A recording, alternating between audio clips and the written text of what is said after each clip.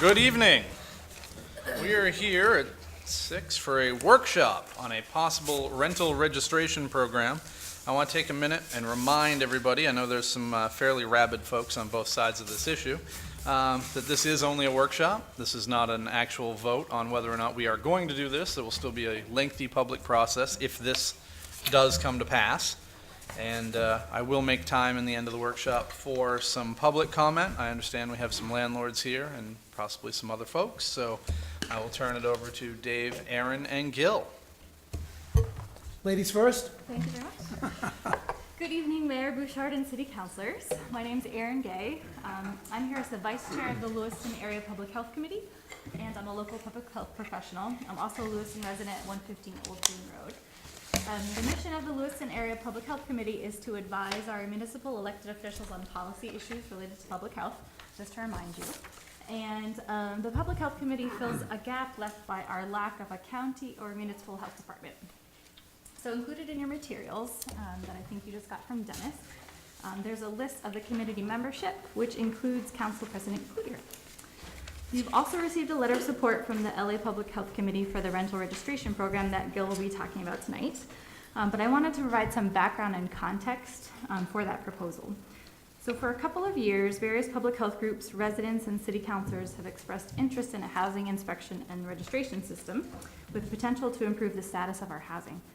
The idea was included in the most recent city comprehensive plan and discussed at the Green and Healthy Homes Initiative Learning Network. That's a group of local stakeholders committed to improving our housing stock. And then about a year ago, the Lewiston Area Public Health Committee approached the Code Department and suggested working together to research and develop a proposal for this rental unit registration program. We invited a speaker from down in Baltimore at the Green and Healthy Homes Initiative to present on various programs across the country. We looked at the pros and cons of those models and then discussed through a subcommittee of the LA Public Health Committee, which included Ronnie Parody, who's the chair of the LA Public Health Committee. She couldn't join us tonight, unfortunately. Jay Allen, a local landlord, Tracy Crane, a local health professional, and then Gil Arsenault and Nick Richard from the Code Department. The committee developed a general program outline that you will hear Gil present tonight. And that outline also has the support of the Healthy Neighborhood Planning Council, which aims to create a healthy neighborhood in the Lewiston tree streets. Affordable, safe, and lead-free housing is one of the key goals of the Healthy Neighborhood Planning Council. And while the fine details have yet to be developed, the LA Public Health Committee believes that the proposed program has the potential to elevate the condition of our local housing, protect our residents from some serious home-based health hazards, and make Lewiston a better place to live. The committee will continue to be a resource for you on this and other issues. So thanks for hearing from us tonight. Good evening. Gil Arsenault, Director of Planning and Code Enforcement for another 10 days. Nick Richard, by the way, is sitting back of me. For those of you who don't know Nick actually put together the ordinance for us, and he's been working with David and I on this. Rental registration is not a complicated concept. The comp plan, and I provided the blurb, if you will, the goal, if you will, from Legacy Lewiston. You each have that. It doesn't really have much detail as to what rental registration is. It does talk about a fee range and that sort of thing. But simply put, rental registration to me is a means by which a community can raise revenue to pay for inspection services, and this would be for rental housing.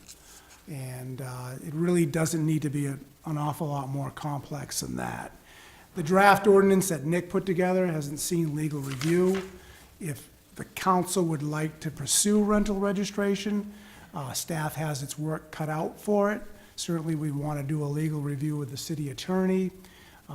We would make changes to the ordinance as necessary. We would need to develop protocol, policies, and procedures as to how to roll out rental registration, both initially and how we're going to manage it on an ongoing basis. And I'm thinking that if this is something you'd like to pursue, staff will probably come back to you folks sometime in September for a second workshop, because there's a lot of detail and there's some decisions to be made. And then if we're still on the same page, then we could certainly move forward probably in October for ordinance adoption, if that is the wish of the council. I'm not saying that is the wish of the council. In an ideal world, from my perspective, if we didn't have a high tax rate, I would prefer to pay for added inspection services through the, through tax rolls, if you will. But we do have a very high tax rate, and we do spend a tremendous amount of money in the city on housing-related matters, and I think everybody in this room understands that. Back in the 90s, we probably tore down 80 buildings that were abandoned.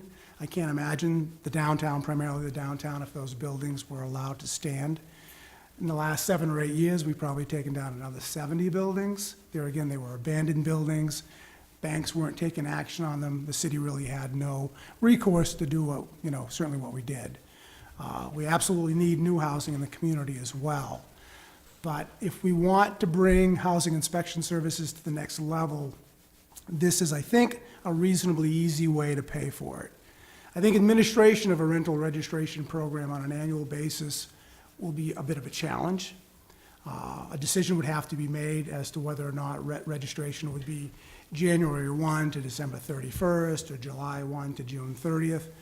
I would advocate a July 1 to June 30th. But certainly on an annual basis, we'd have to notify, I'm assuming we'd have to notify property owners of rental housing, and then we would have to be attentive during the year when property changes hands. We'd have to look at the transfers from the Registry of Deeds. We'd have to look at water rates. Staff is recommending, and I use that word loosely because there's no real staff committee, it's just a couple of us basically, but we're recommending that if you folks want to regulate housing, if you want to register housing, that it would be 3-unit buildings and up, essentially. We're not talking about doing 1- and 2-family dwellings. It's kind of difficult when you get into 1- and 2-family dwellings and mobile homes to see what is rented and what is not rented. We were in Manchester, New Hampshire recently, and our counterparts in Manchester, they regulate anything that's rented, condo, mobile home, single family, doesn't really matter. We're not advocating that. We're advocating but basically 3-unit buildings and larger. Then we're advocating that if you want to go in this direction, that we would register mixed-use structures. So if you had a business on the first floor and a couple of rents on the second and third floor, that they would be registered as well. If we were to go with 3-unit buildings and mixed-use buildings, we're looking at approximately 7,119 rental dwelling units that could be registered. And that's in about 1,102 buildings, if I remember right. It's in the memo I provided you folks.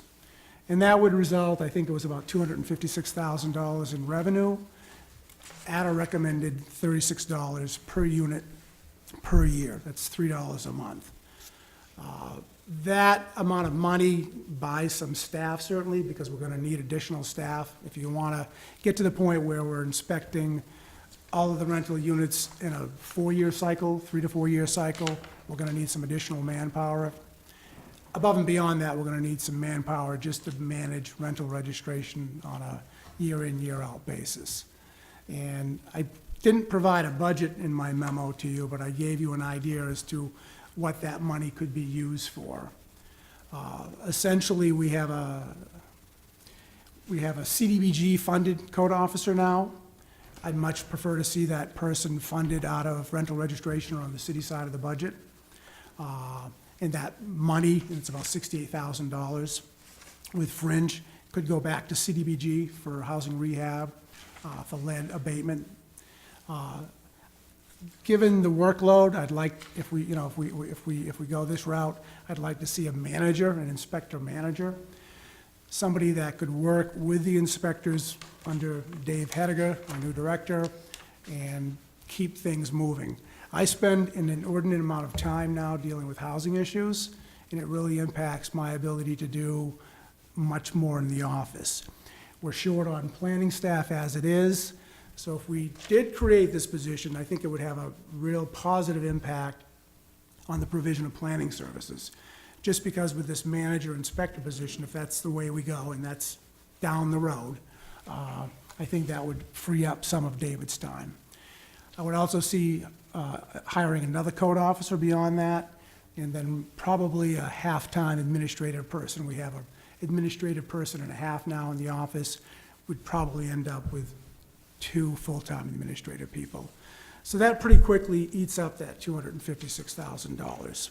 The comp plan, as I think you've seen, had a number of $10 to $25 per unit, but that was just, food for thought.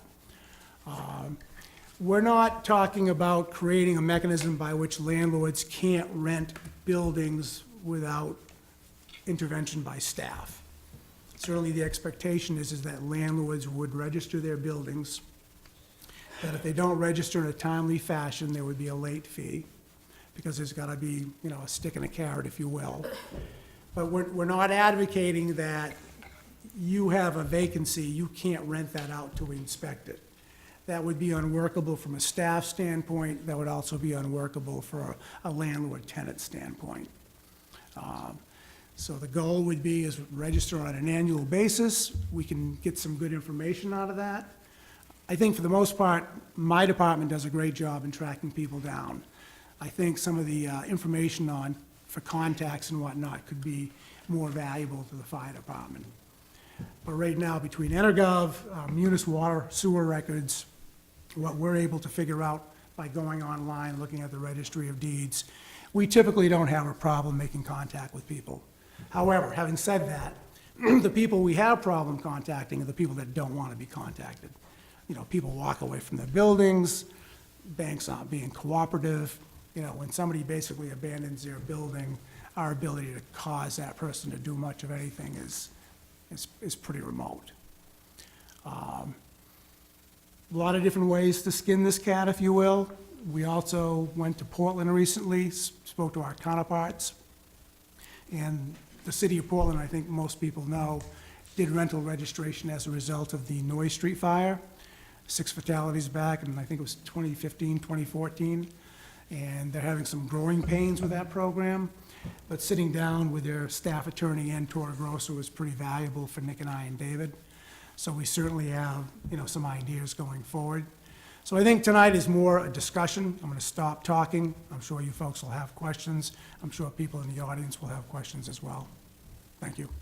Okay, open it up to the council if you have questions for anyone down here. Councilor Lyson. Yes, thank you for your work, especially the committee, and that volunteer list is pretty impressive. That's on the committee. Gil, one of your recommendations, and of course you're a short timer to say the least, but is to... I should have made this as difficult as I could. It could be your legacy, Gil. So Well, or not. who knows? You say you'd like to see, it seems like the net effect is going to be zero, because you're saying stop funding this other position with...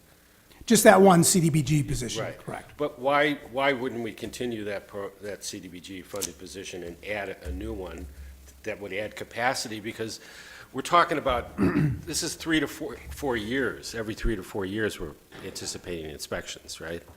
Correct, but registration will be on an annual basis, yeah. Right. But the inspections are, that's gonna be hard to do with this amount of staff. Correct. I'm just saying, why take funding away from a code enforcement position and pay with this? It seems to lessen the impact. And one of the things I studied the Portland one too, and there were a couple issues, and I think you raised one of them is, you got to get people to register if you have a program, and there's got to be some sort of a, if they don't, then there should be a fine, because that's, compliance, I think, is very critical.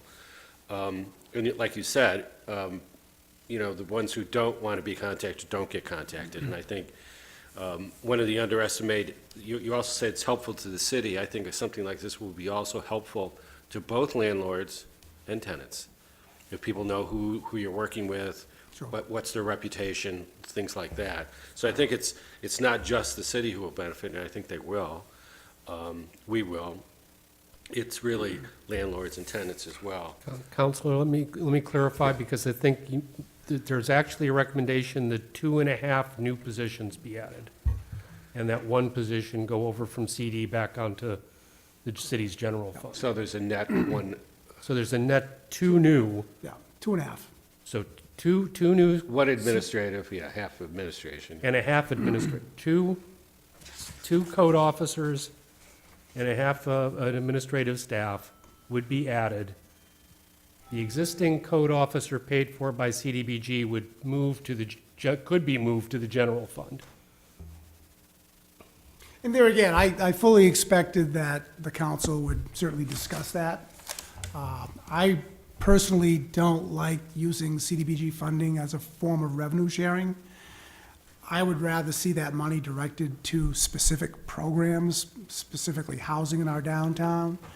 If we were to lose CDBG funding, we'd still need to fund this position. And I think we just make it more difficult for ourselves if we have, you know, some year where we're gonna eliminate the program, which is probably not gonna happen because they talk about it occasionally, or the funding gets substantially cut. But there again, that's a decision that certainly doesn't need to be made now, but that's a decision, if you go with rental registration, that you're gonna make relative to how much you're gonna charge, because that's a driver. And again, I think that you also, all of you talked about, you know, this is the start of a process, at least the formal part of the process, with the committee work being done. And I was at that meeting, and also I was at many of the meetings of the comprehensive plan, and I think the structure that you have laid out is really to increase code enforcement and to have this program pay for it. And one of the things that happened in Portland as well, I don't know if they talked about it, is that, you know, this money's got to go and stay in the program. It's got to be used for Absolutely. purposes of inspection and, you know, record keeping and whatever, and not go into the general fund. You know, that really has to be very clear, made in the ordinance, that the money generated needs to stay in the program. Yep. And that and the making sure that people will register, and if they don't, to fine them. I think those are the two things that I learned from Portland, so. One other thing on rental registration, I think it benefits everybody. If you're a really good landlord and you maintain your building really well, it doesn't help you if your neighbors aren't doing the same thing. So the goal here is that it's gonna increase, you know, improve everybody's bottom line. It's gonna hold people accountable. It's gonna make for safer housing. Hopefully it'll have a positive impact on our image, because we tend to be defined by a few blocks in our downtown. And that's really rather tragic. So the goal is just to make really significant positive changes. And I think staff's been doing a good job. I think we made a lot of gains in the last number of years. Vacancy rates are a lot lower. Several years ago, I would not have been an advocate for rental registration, because I think the landlords were really having tremendous difficulty. You know, at one point, we had vacancies that were probably pushing 20% in the downtown. And, you know, rent structures were very, very low. I think we've turned a corner. I think landlords are getting back into the driver's seat. They can be more selective. I've heard stories about tenants not being able to get housing in the community, and that's not a good thing necessarily, but there are tenants that just have done such a terrible job in stiffing landlords and whatnot. They've made a situation where they burn so many bridges that people won't, you know, people won't rent to them, so. More questions from the council? So are you gonna go to the public? I and will, come back? yes. Anyone else before I? Okay, I will now open it up to the public. If you have any questions for Gil or any comments for the council, now is your time. Podium's over there. Name and address.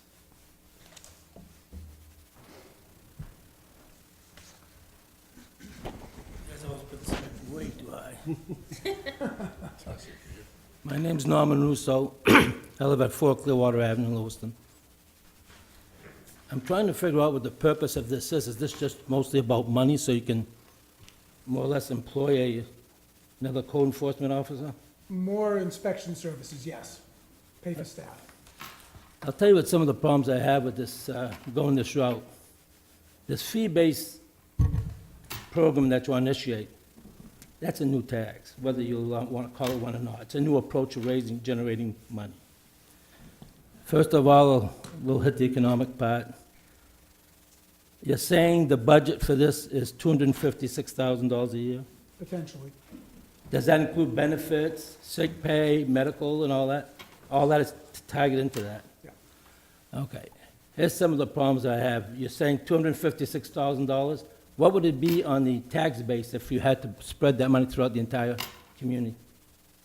A penny? 2 pennies? No, no, no. I forget, I've been out of it for a while. It's got to be somewhere in the range of $100,000. 10 cents. 10 cents would be $190,000. So another 11 cents per property owner in this part, it that's what would be- this is all about. Be more, closer to 15. Wow, 15 cents. We just we just passed a 12.8% increase in the school budget, and we're worried about 12 cents. Strange. First of all, this opens the door to new taxes. This works, well, we'll have new fees and everything else, what have you. You add more bureaucracy to the program the way you're adapting, because you have to have a part-time administrator taking care of these things and everything else. Before you know it, it won't be just multi-units are gonna have to pay taxes. It's gonna be people who own a 2-unit, single-family homes. Then it's $35 a year, 40, 50, 60. Then geez, let's start special taxes to these neighborhoods, because that's where most of the police spend their time or whatever have you. I'm telling you, this is wrong, you shouldn't be going there. And if you're gonna go there, you're gonna have to include everybody. There are some huge, huge property owners. And I'll tell you what, a lot of them are nonprofits. I'll give you a perfect example.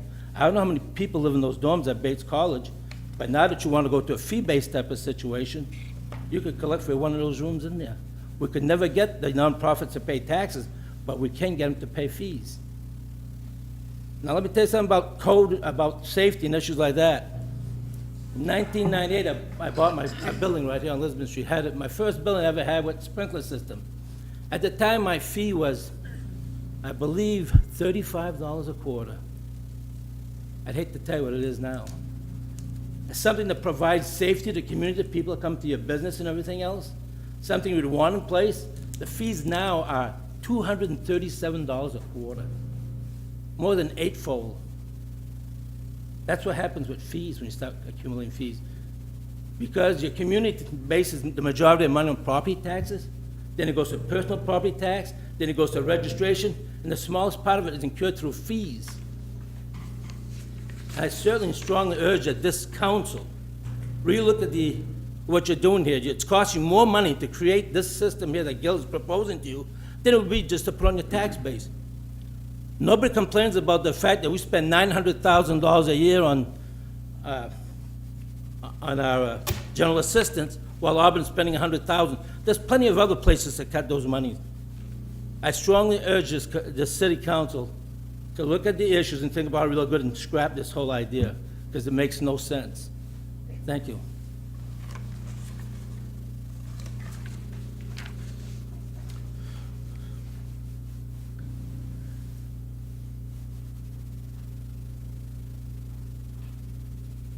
This is too low. Good evening, councilors and mayor. My name is Rick LaChapelle, live at 504 Pond Road in Lewiston. I am one of those vicious, horrible landlords. I have a bunch of units in the city, and it is a struggle. I realize some of the dilemmas that are going on. Mr. Russo alluded to some of the statistics in the last 4 years. I found out about this meeting a few hours ago, and I just, for the heck of it, pulled up some information. I own 7779 Birch Street. It's a large unit. We bought it in 2014. So from 2014 to 2017, I started looking at the expenses, how they've gone up. My insurance has gone up 25%. We had a rain fee, tax, whatever, that went in. And between property tax and the vicious one, water and sewer, has an increase of 76%. So I'm well over 100% increase in expenses, but I'm not getting any more money for my buildings, for my apartments. Let's look at this particular building. On top of that, 2 years ago, there happened to be a sinkhole that came out right in front. It happened on a Friday night. Police department saw it, contacted Public Works.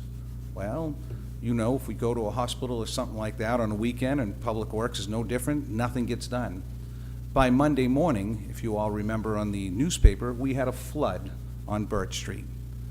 That little incident was not covered by the city's insurance. Cost us personally $20,000.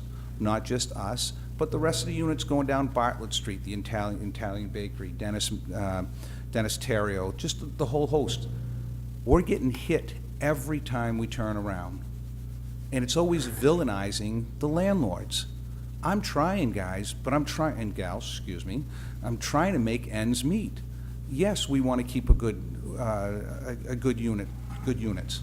Another really quick example, I own a building on Howe Street. So on the 3rd floor, we had a problem getting rid of a tenant, bad tenant. 2 months it took me to get them out of the unit. They destroyed the unit. Again, no accountability for that individual. Took me another month to restore that unit, put new appliances in it, so that's 3 months and expenses. I lost money on that building for the year, a 3-unit building. $35 doesn't sound like much, but every time you turn around, it's $35. It's $35 here, $25 here, the rain tax here. And then, God love Gil and everybody else, but yet I'll have a tenant that I picked up trash on Thursday. Friday morning, they decide that they're going to throw their mattress out the window. And I got a mattress on the side, and I'm getting a call from staff, and they're doing a good job. I'm getting a call from staff. I just picked up the stuff. Enough, just enough, please. I'm getting killed. So the question I have, and Norm brought up a really good point, we're saying these are considered residents for people. Bates College is considered a resident, is it not? They have a right to vote because they live here. That's their residency. Are we going to be charging Bates College $35 for every room that they have? Is the Ramada Inn going to be paying for each room? Where's the line? I'm just frustrated as a landlord. We're trying, and you're saying people are walking away. Well, frankly, they can't afford it at times. And the staff does work with people. It's just enough. If it's that important, build it into the budget. And I would gladly work with staff at any time if any of our properties are bad. It's just, we can't afford it, guys. Thank you. Thank you, Rick. Anyone else?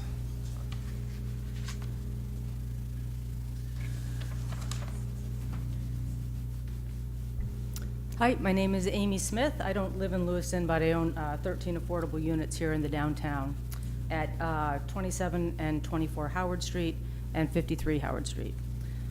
I want to say that the spirit of the registry in terms of improving the quality of the housing and the quality of the neighborhoods is great. I think that's an awesome goal.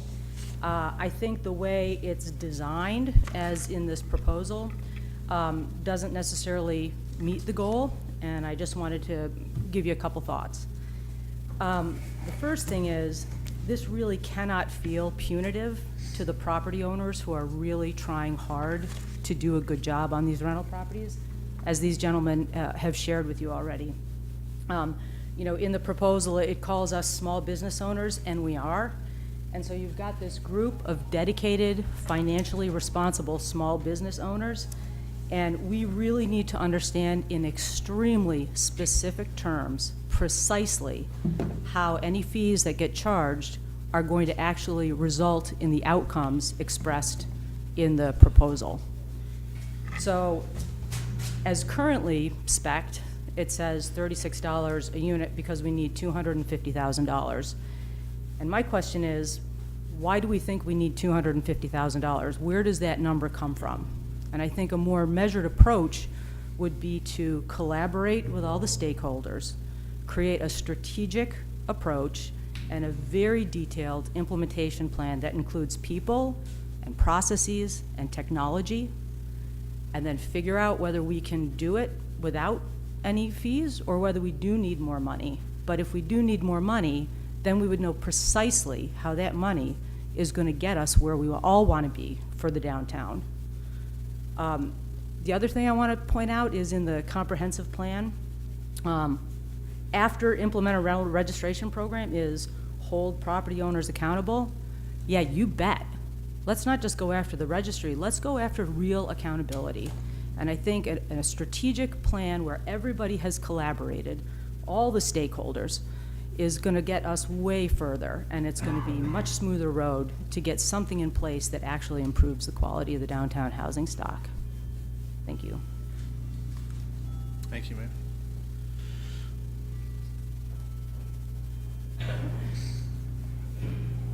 Chris Aceto, 481 Main Street. I own units in Lewiston.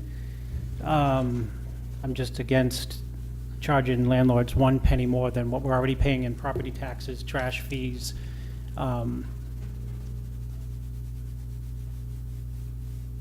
don't think that landlords should be paying $35 per unit for registration for code to do the work that they need to be doing. I'm sure the city administrator is up to his eyeballs in work and would love to have, he would probably love to have an assistant for $75,000 a year, maybe an assistant's assistant to add $200,000 a year to those two positions. But he's got work up to his eyeballs. That's the way it is in 2018, actually. People are busy, people are stretched, budgets are stretched everywhere. Gil, did you think about collecting money from, extra money from restaurants for code enforcement? This wasn't actually my idea, Chris. Okay, whose idea was it? It's in the comp plan, there's a committee. So It's whose been idea was talked it? about for years, DNAC was talking about it. We talked about it for years, Gil, because me and my wife have been talking about it 10 years ago, just not this type of program.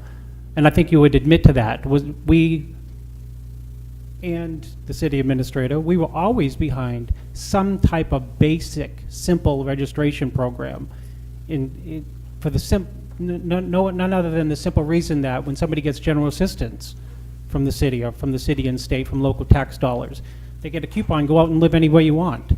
Could be in the worst housing on earth, right? And because that's subsidy for that taxpayer subsidy for a general assistance voucher, does the council know what I'm talking about with the general assistance voucher? You can come in, say, I have no money whatsoever to survive. You can get a housing voucher where you can go find an efficiency or a one-bedroom. Typically, that voucher would be not enough money for a landlord to even cover his costs. So that person would go to an apartment that's in possibly decrepit conditions. And the reason that why they would go there is because in many cases they would have no other choice. So the initial idea from our end to start a rental registration would be to identify the worst buildings in town so that, and come up with an idea or a means so that taxpayer monies are not subsidizing blindly with no inspection ever of the worst buildings in town. So this program is asking landlords to pay $250,000 to create extra positions, and some of those work hours are going to be headed out to inspect restaurants. Am I right or wrong? Please be aware that there is a licensing fee for restaurants and hotels and other facilities, so they are already paying a licensing fee. I don't have it in front of me, but just be aware of that. It's okay. I'm aware of it now. So you made me aware of it. Is anyone familiar with the Portland registration program? I have buildings in Portland. Anyone speak in detail what's happening in Portland? I mentioned earlier that Nick Richard, Dave Henniger, and I spoke to Ann Torregrossa in Portland. How's that working out for them? They had some growing pains, but I think they charged They're 1 year old. I think they charge $35 per unit per year, and I believe there are some discounts for sprinkled buildings, if I remember right. Yeah, there's discount for sprinkled buildings. They're having some trouble in getting people to register. Not only that, have they increased inspections? Yes, they have. I've been told they haven't. And where's that money gone anyways? It's gone in, it's gone into the general fund, right? That was an issue with Portland. Correct. Okay, the reason why is because in this case, in Lewiston, you want to collect $250,000 to pay staff. What happened was they collected far more than $250,000 in the city of Portland to pay staff. And that created so much work for the new staff that there wasn't even enough money to pay that staff to go out and do their actual job, so they had to bundle it into the general fund to steal it, to take it, to be able to pay for those positions. In other words, it wasn't self-sufficient. So I agree with Norm Russo, where it's as silly as saying, well, the worst street in town, I'm not going to say which one it is in town because I don't know, XYZ Street. Well, we've got police officers there more often than on, ABC Street, so we're going to assess a fee or a tax, a fee, so that we can provide another police officer in that neighborhood. What is the difference? I'm not sure I understand your question. We're talking about having a fee for everybody, whether you're downtown or on Randall Road. Because if we have healthy housing in the Versus a city. tax, versus increase in the tax, versus bundle it in like everything else like you do right now. I think For if your salary and code salary, and the city administrator's salary, public works, police, fire, we have a tax base. I think if you listened to me earlier, I said my druther would be to take this from the tax base. Your struggle would be to what? You would prefer that it be in the tax base. Well, well, The then issue- you're on our team, Gil, because you know what, we're like But I so, also said our tax rate is incredibly high. it's high everywhere. It's high in Portland. This It's is a high in way- relation to people's income everywhere in the state of Maine. It's high in Bangor. Tell me a community other than Harpswell or, you know, a coastal town with, you know, multi-million-dollar homes on and no police and no fire where it's not high. Where is that fictitious town? Part of the problem is. And when has it not been high? I mean, it's been high and we find budget things for everything else, and this idea of like, well, it gives Lewiston a better image. Raise taxes by a dime, like you said, a dime will increase $250,000 and do something infrastructurally on Main Street or Lincoln Street to, you know, improve the image. I don't think charging landlords $35 a fee, like trash started at $35 and now it's $170 a fee, right, Norm? Goes through the roof, is going to improve the image. There's better ways to improve the image than saying we have another code enforcement officer. We've slapped that cost on the back of landlords.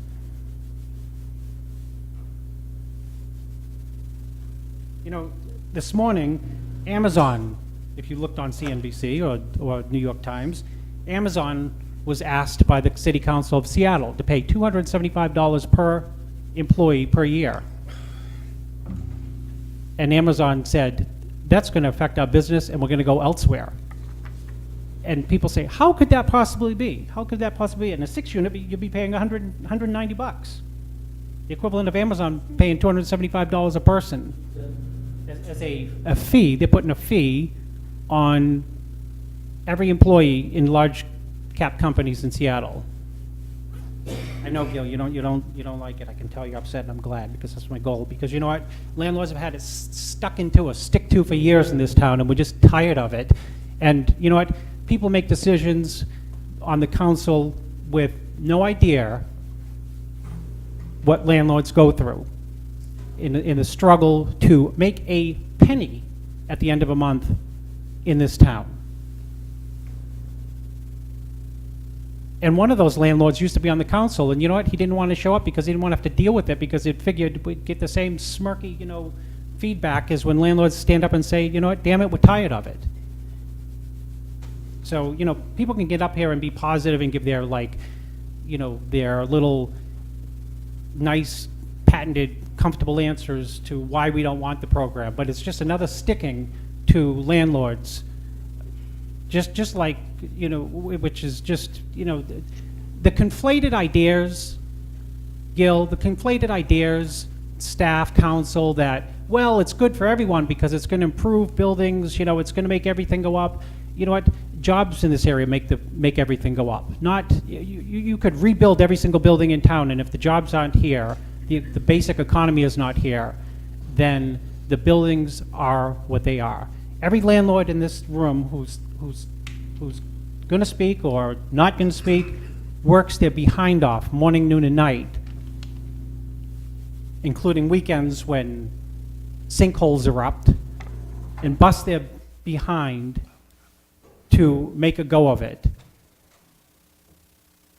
And it's not as easy, and people, you know, when you're looking at numbers and budgets, it's really easy to look at a budget and say, well, we can move money here, we can move money here, we can move money there. But you know what? There is an assumption, and there was an assumption here. I heard rental rates are going up. On a net basis, they're not, because fees go up, taxes go up, water goes up, heating is going back up. The number may go up, but the margin is just on the margin. It's hardly even there. So Why do people show up at the last minute to fight a $35 per unit registration fee? Because we're frustrated. And you know what? The fire department, you can't tell me the fire department is not in these buildings every 4 years, because they're in my buildings every 2 years. So there's always this little, convenient, well, it's all about safety, it's about safety, it's about safety. Fire departments are in the buildings, right? Someone from the city want to say, no, the fire departments are not in the buildings on a regular basis inspecting? Okay, so if the fire department is there every 2 years, fire department in the buildings in Lewiston? Yeah, do they go in and do an annual inspection every 2 to 4 years? Probably every 2. 2 to 4. Okay, so you're there every 2 years. Hiring a new inspector for $250,000, what's it going to have the inspector there every year rather than every 2 years?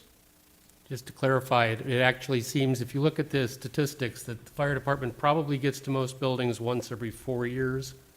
Well, we Based just heard on 2 current- from the fire department. Well, I just got the numbers today. Well, I'm telling you from a personal experience, this is the Okay. problem. From a personal experience, people sit behind desks, I don't mean that in a negative way, but in the real world, every 2 years, the fire department is in a building. Max 4. I can share the numbers with you. Okay, if it's every 4 years. Maybe you just have the disadvantage of being so close to Central Station. No, so, I mean, they're there. There's like lingering idea out there that the buildings are completely on their own. Nobody's ever in them. They're dangerous as all can be. Why now on the rental registration? This is something that has been advanced on a number of, ever since I've been here. For 10 years, it's been talked about. The idea is that we want to bring this to the point where a decision is made. No decision has been made. Well, that's why we're yelling at the top That's of why our, we're going through this process, and this is not going, and the decision's not going to be made today, tomorrow, next week. It's going to take some time. This is just the first step. Do we even want to consider this? Well, you know what? How we got here today, when I heard the people at the desk speak, because I didn't get your name, and I know you. All I was aware of it that you didn't live in Lewiston, correct? My name's Erin Gay, and I live in Lewiston. Okay. So what I didn't hear, what was the last point you made about the rental registration? About why now? Why now? Yes. Okay. So in her previous remarks, I only heard of one landlord at the table. One. That's the problem with these things.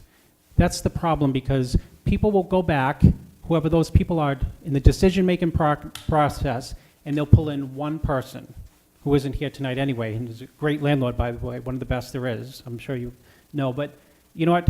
For every one person here who's yelling at the top of their lungs like me, and other people speaking nice and politely, there's a million other people who are too busy to be here, and it's unanimous amongst landlords to scrap it. But that process going forward, we know that there'll be no outreach to us. And I'll hear like, well, we put it on the city website. Well, there was a little ad in the newspaper. Well, you should have known about it. But that's what happens in landlord events that were not included on these things. So I'm being told, okay, we're just exploring it now. We're just thinking about it. We're not even sure. Watch it go down the road, because I've already lived this through other things like the trash pickup. Is landlords will be not included, and people who aren't affected by it will be in the decision-making process with no outreach to landlords. Nothing else to say.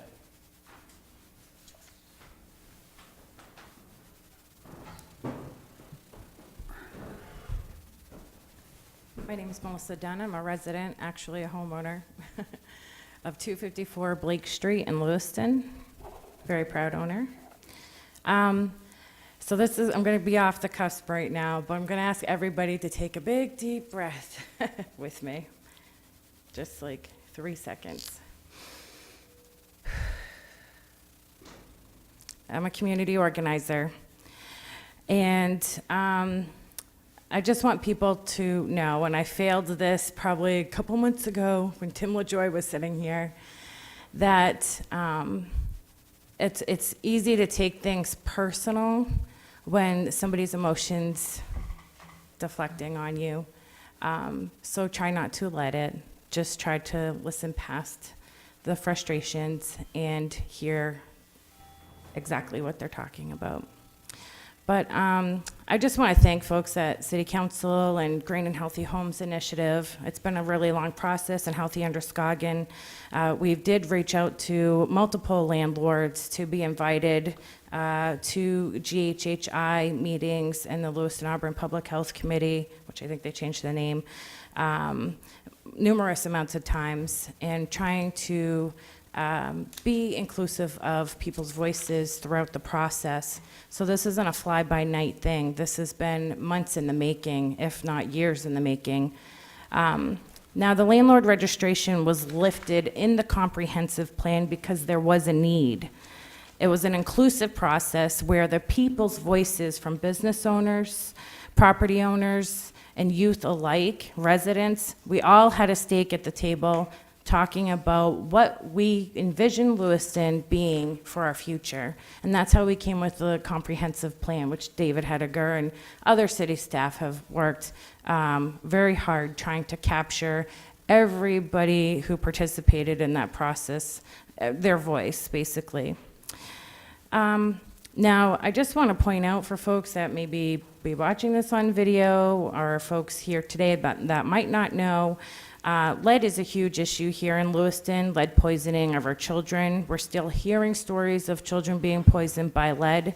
I do community outreach and knock on doors, and I'm still seeing lead on porches and doors and windowsills, and sometimes even in the apartments and hallways. Lead can be abated, but it can't be eradicated unless a building is torn down, and that lead dust, ambient lead dust fall, they would say, can go to neighboring property and the soil and things like that. So trying to get a handle on it and minimizing the number of poisonings in our children has been challenging, simply for inhaling or ingesting lead. Now, in 2011, I began doing tenants' rights organizing for the Neighborhood Housing League, which was a project of the Visible Community. And doing that work, it was really difficult to try to contact certain bad rep landlords. And I say certain bad rep landlords because there is a I can't even talk right now. You get my gist. There's a difference of reputable landlords, good, hardworking landlords who are here and who are not absentee, and as opposed to ones that have like really bad names, or absentee where they live out of state and completely disconnected from our community. Especially in a case of emergencies, which we found that to be true during the 2013 fires where that rendered 200 people homeless. It was really hard to contact certain property owners just to even place people in apartments. And the apartments that we did have, a lot of them didn't meet even code expectations. We were basically, trying to find housing for people when we didn't have it. So for me, as a tenants' rights organizer, contacting the landlord is the first initial step after doing documentation, which is the main state law. You write a letter and send it by certified mail, notifying the landlord that there's an issue.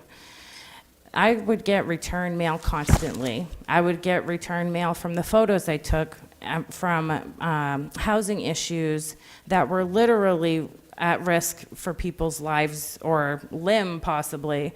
No heat, no hot water complaints. And then I would always try to do that before actually reaching out to code for the certain bad rep landlords, because I felt like having that conversation could be done amicably, and it could happen where, somebody's just fixing their things, and that wasn't the case. So basically, I'm trying to get to the gist here. I was left in no choice but to turn to code enforcement oftentimes, and so I just want to point out with the landlord registry, bad rep landlords, like habitual bad rep landlords, We as a community as a whole are affected by their ongoings and the injustice that happens. And it's not just tenants that face like unsafe housing conditions or their children being poisoned by lead to the point that they're non-communicative, you know. I mean, I don't know if anybody's seen a child that has been affected by lead and they're non-communicative. It is horrible. It's horrible. You know, and it's even reputable landlords that pay the price for bad rep landlords, really, when it comes down to it, because they're giving Lewiston a bad name. Everybody wants to badmouth us. There's a multifaceted issue here, and it's not easy, but I believe that if we as a community as a whole, tenants and good rep landlords stood together, we could actually do something to change the housing around here instead of trying to pit people against one another, which I've been accused of doing oftentimes, doing tenants' rights organizing, but I can tell you honestly, I've worked with a lot of landlords and have good relationships with folks. So, you know, at the end of the day, if there was a landlord registration that is put forth, and given that there is time to do that, to notify landlords, landlords have to give a 45-day notice before any rent increase. And really, at the end of the day, it's the renters that pay the price of any cost increase. We pay the price for water and sewer. We pay the property taxes. It's incurred in our rent. And we pay for trash removal. You know, that's just the reality of it. So I also think with the landlord registry, another point quickly, is that there's state and federal laws that are passed, like the radon thing, and a lot of property owners here, reputable landlords that are actively involved in politics and things like that, weren't even aware of the rule change. There was no way to notify them, to say, hey, like this rule change happened and there's a possibility that you could be fined, and we don't want to incur a fine on you or anything like that. We want to make sure that people know of this rule change. There's rule change with the lead abatement, and most of the folks get their, I guess, the policy changes by hearsay, which can be kind of dangerous. I personally would prefer being informed by somebody who's like reputable, like the city of Lewiston. The one thing I wanted to talk about was CDBG money. It helps reputable landlords improve their buildings, improve mixed-use housing, improve owner-occupied housing, and it even improves communities. I'd like to see that money stay there. I think for me,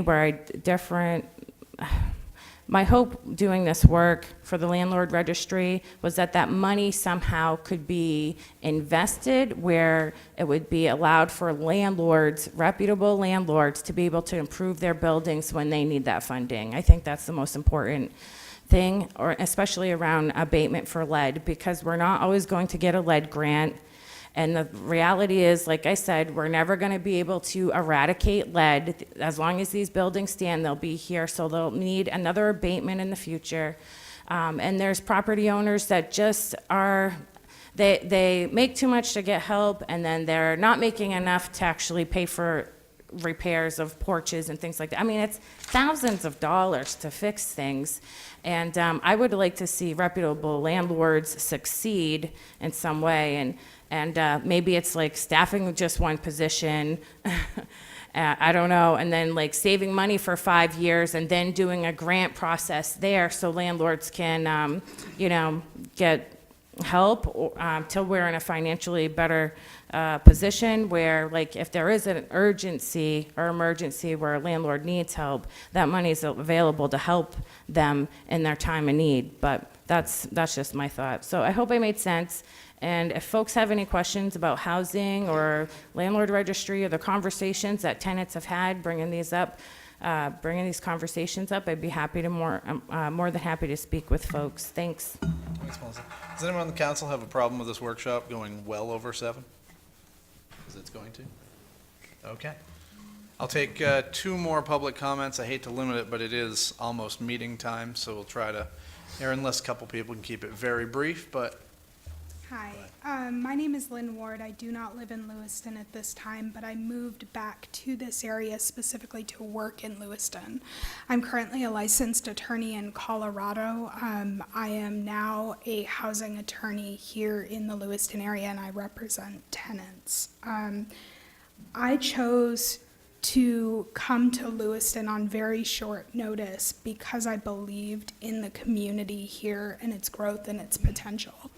Over the past decade, there's been growth by leaps and bounds, and when I saw an opportunity to become a part of the conversation, I really wanted to do that. I think that Lewiston has a lot going for it, and really there's a lot of room for growth. One of the concerns that I heard mentioned today was, adding this extra cost to the landlords, and I'm very sensitive to that cost. As a licensed attorney, I've got my Colorado license. I'm working on getting my license in Maine at this time. It's really expensive. It's very expensive to maintain a license as a professional, but the reality is, when you do certain jobs, when you have certain lines of work, you have other people's lives literally in your hands.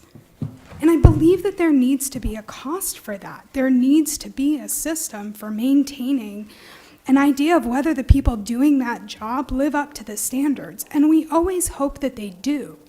Our doctors are licensed. They're literally handling people's lives. Our attorneys are licensed. Even our hairstylists need to be licensed. Right? And so landlords, what is there out there when you are dealing with another person that is more personal outside of doctor's appointments and things like that than having someone's housing, the place that they spend the majority of their day, the place that they're cooking their meals and sleeping at night? What other imperative is there than to ensure that the people who are responsible for that are doing so? And if that's a cost of business, then we as a society should say we're okay to impose it. And if a landlord isn't willing to take on that cost of business, then maybe they're not in a position to have other people's lives in their hands. I've been here for a very short period of time, and in that amount of time, I have talked to many tenants who are living in deplorable conditions, and they're afraid to say something. I'll get referrals from community organizations, and the clients won't talk to us because they're afraid that that one place that's their refuge is going to be stripped out from underneath them, even though cockroaches are running everywhere or they're being eaten by bed bugs, even when they're not asleep. Like, you think about bed bugs in beds, but that's not where they stay. And so, from my perspective, $3 a month per family that you are taking on that obligation of caring for is nothing. $5 a month is nothing to ensure that the people taking that charge are being regulated and that they're doing what they're supposed to. I understand that times are hard for everybody. People are working for a living and they just want to do what they can to take care of their own families. And I understand that that's what all of you landlords are also trying to do. But again, the reality is that your tenants have families to care for as well. And maybe you're a virtuous landlord, but there are some here who aren't, and there are some here that are just out to make a profit, and they're pulling every minute or every little dollar they can out of their building without doing the work. And that's what needs to end. I'm on the phone with code enforcement very frequently. They don't have time to take my calls. They don't. But they have to make the time so that they know about what the problems are, and with more staff, they can actually give meaningful attention to the landlords that aren't doing their duty. So again, I'm not a resident of Lewiston, but I came here to be a part of this community in another way, and I would ask that the council consider moving this proposal forward. I think the citizens of our community deserve that, and I hope that you will go forward. thank you. We'll let Craig wrap it up. Hi, everyone. My name is Craig Saddlemeyer. I live at 75 Maple Street in Lewiston. I generally agree with the last two people that spoke. I'm in favor of some type of program. I'm not prepared to speak to the details of what is being considered at this moment, but I think it's necessary as a homeowner in a multi-unit building. I'm in the unique position of being a homeowner that will likely still pay this fee, but I would be okay paying it. I would be okay paying it through the general property tax as well, and I guess how it's paid for is one part of the question, but I do think the most important piece is that the program is needed for the reasons that were already stated very well, so I won't necessarily repeat them. But having been a renter in the community, having lived in neighborhoods surrounded by many rental properties, it's clear that stuff has been let go for too long, and there's a number of, code enforcement has been stepping it up and enhancing its efforts in a number of different ways, which I think have been good, have been beneficial, both to residents, to people who live next to some of these properties that don't want to, live next to hazardous properties, also who have friends and family that live in these buildings and don't want our friends and family to be exposed to unsafe conditions. There are, of course, folks who do a good job as landlords would prefer, they trust themselves and they would prefer not to pay extra fees, not to have more inspectors in their building because as far as they're concerned, they're gonna, again, they trust themselves to do a good job. But the factor of the matter is there's a number of folks who can't be trusted to do a good job, and we need to be in their buildings and holding them accountable, and if they can't do a good job, then we don't want them to own and operate property here. I think it's as simple as that.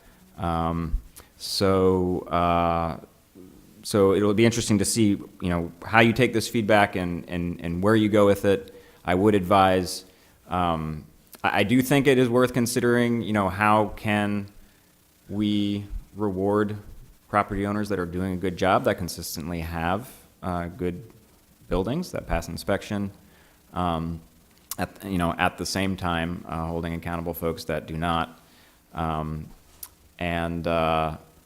I also caution against overcomplicating the system. I think to administer it well, you got to keep it simple, and you just want something that is clear and justifiable and doesn't leave too much room for nuance and disagreements. You want folks to understand what's happening and be able to implement it well from there.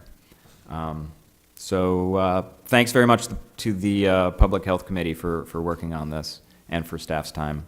It has been an idea that's been in the works, and I think it's, for the reasons, the people are clearly passionate about this issue. So, one of the questions was raised, why didn't this happen 10 years ago? And I think one of the reasons is just because changes.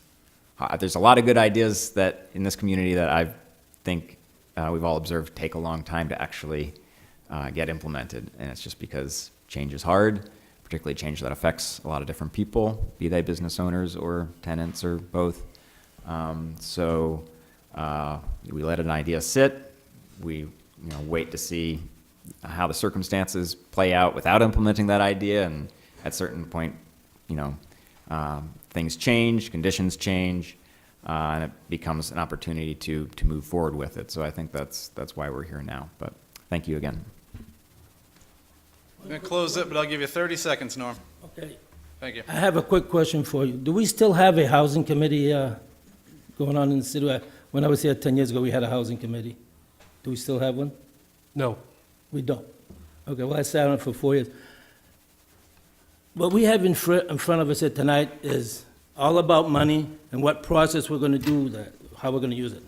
I just want to share with you, the more responsibilities you pass on to a landowner, The more costs you impose onto the operating the property and everything else diminishes the value of that property when it comes time to sell it, because it's all about numbers, how much can the property generate and all that and whatever. And that's what bases the profitability. I've always came up with the thought that the city should be working with property owners to every extent they can, because if you can turn the thing around, make the properties worth more money is where you want to be. And you can only do that through cooperation. I've seen some of the things been passed on to property owners over the last 4 or 5 years. And trust me, it diminishes the value of those property. If you take a 4-unit apartment building that's paying $140 in fees, by that you can work to generate that property be worth an extra 5,000 unit, that's $20,000. That would generate how much? $540. Thank you very much. That's why we're getting it all wrong. That's why we're behind everybody else.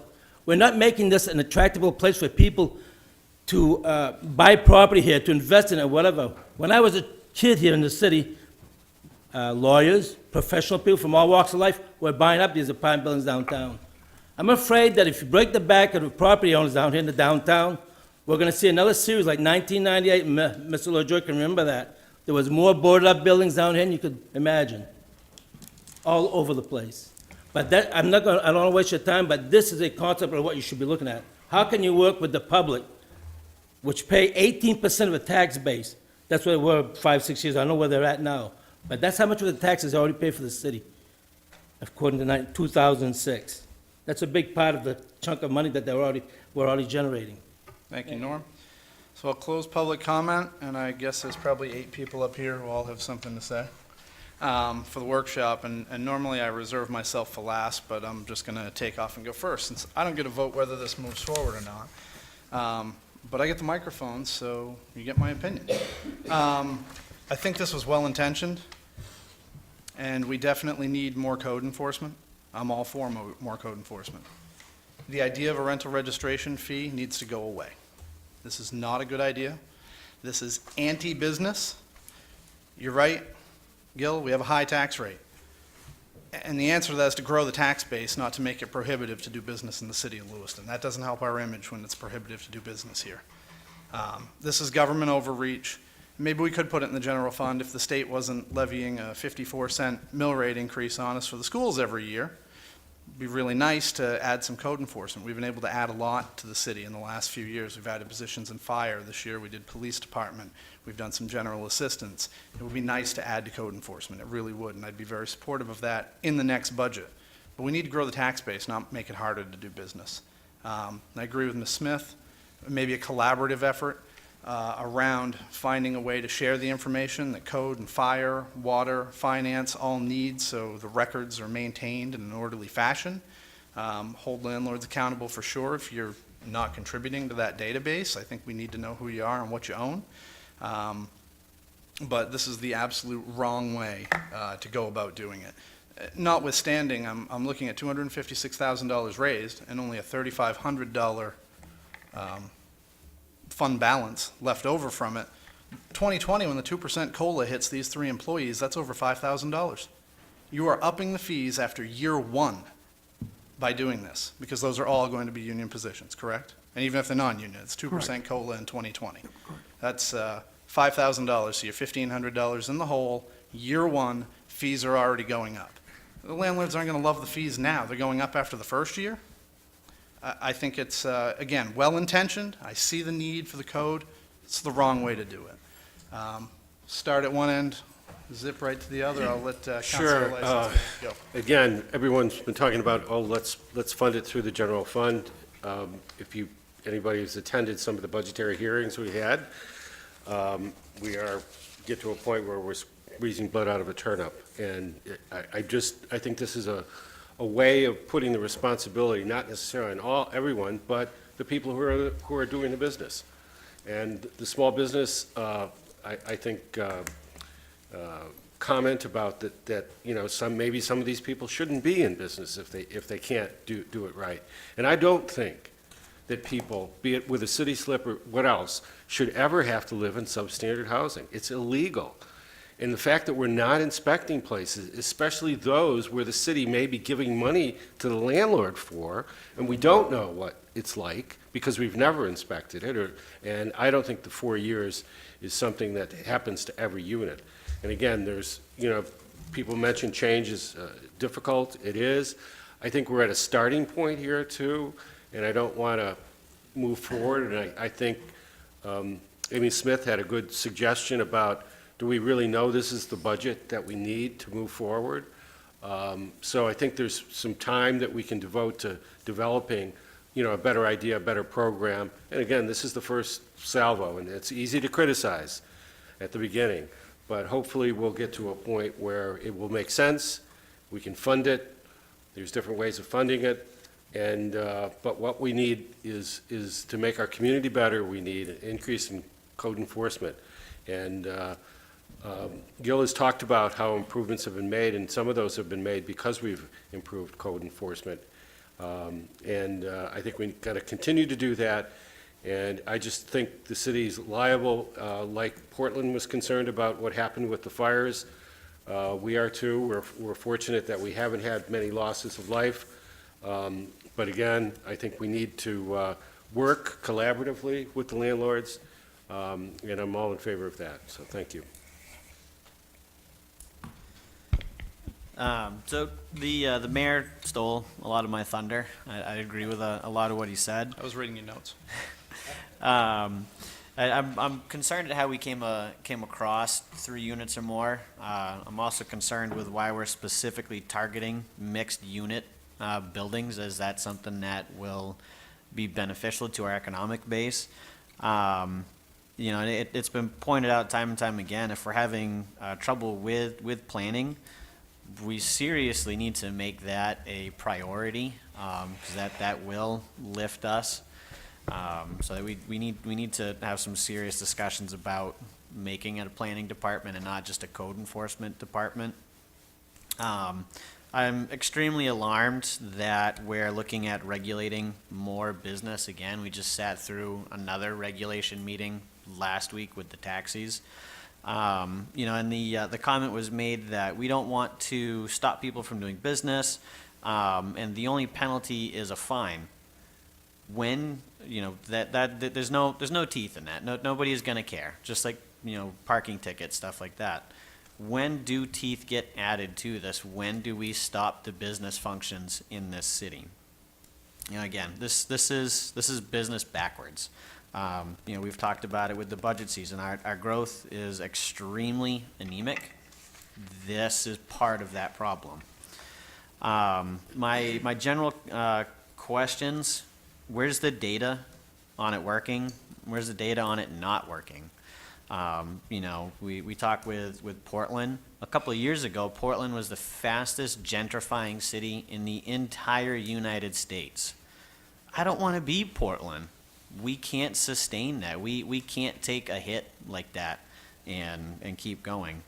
And then, to the mayor's point, the idea of it's good. What's laid out before us isn't. And I'll just close it up with a question.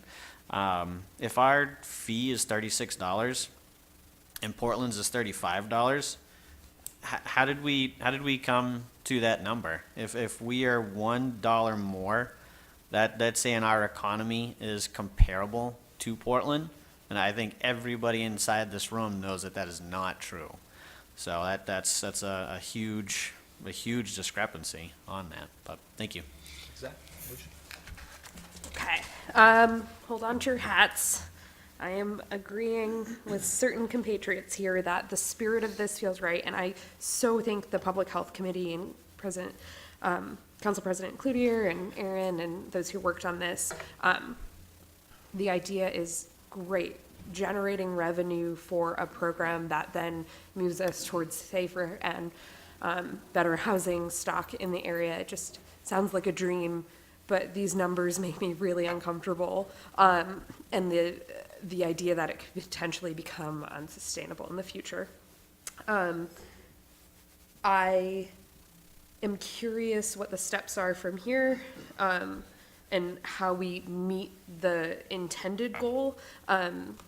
because I think there is a lot of support for a program, but I don't know that this is it. And I feel terrible saying that, having not been involved up to this point, but that's where I'm currently at after hearing everything tonight. And I will definitely be reaching out to the Public Health Committee with my specific questions to be answered further. So it's not a no or stopping point or anything. I want to know more, and I don't know that now's the time for that. Thank you, Mr. Mayor. Much has been said this evening. However, as in anything else in dialogue, it has to start someplace. And that's why we're here this evening, is to do that. We've heard negative and we've heard some positive. I tend to agree with many of the landlords that spoke this evening, that possibly not just the landlords, but many business people within the community, they have to pay a lot of money, whether it's for registration, whether it's for taxes, whether it's for trash removal or what have you. And as a prior business individual myself, I realized how much those little bits add up over a period of time, where in my business I had to increase my labor rate to offset that cost. And I felt quite badly for the individuals that I was working on their vehicles. But the fact of the matter is, if I was going to survive in that particular business field, I had to do what I had to do.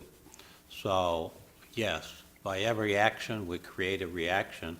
And, but that's why we're here this evening. I thought it was very beneficial to have this conversation.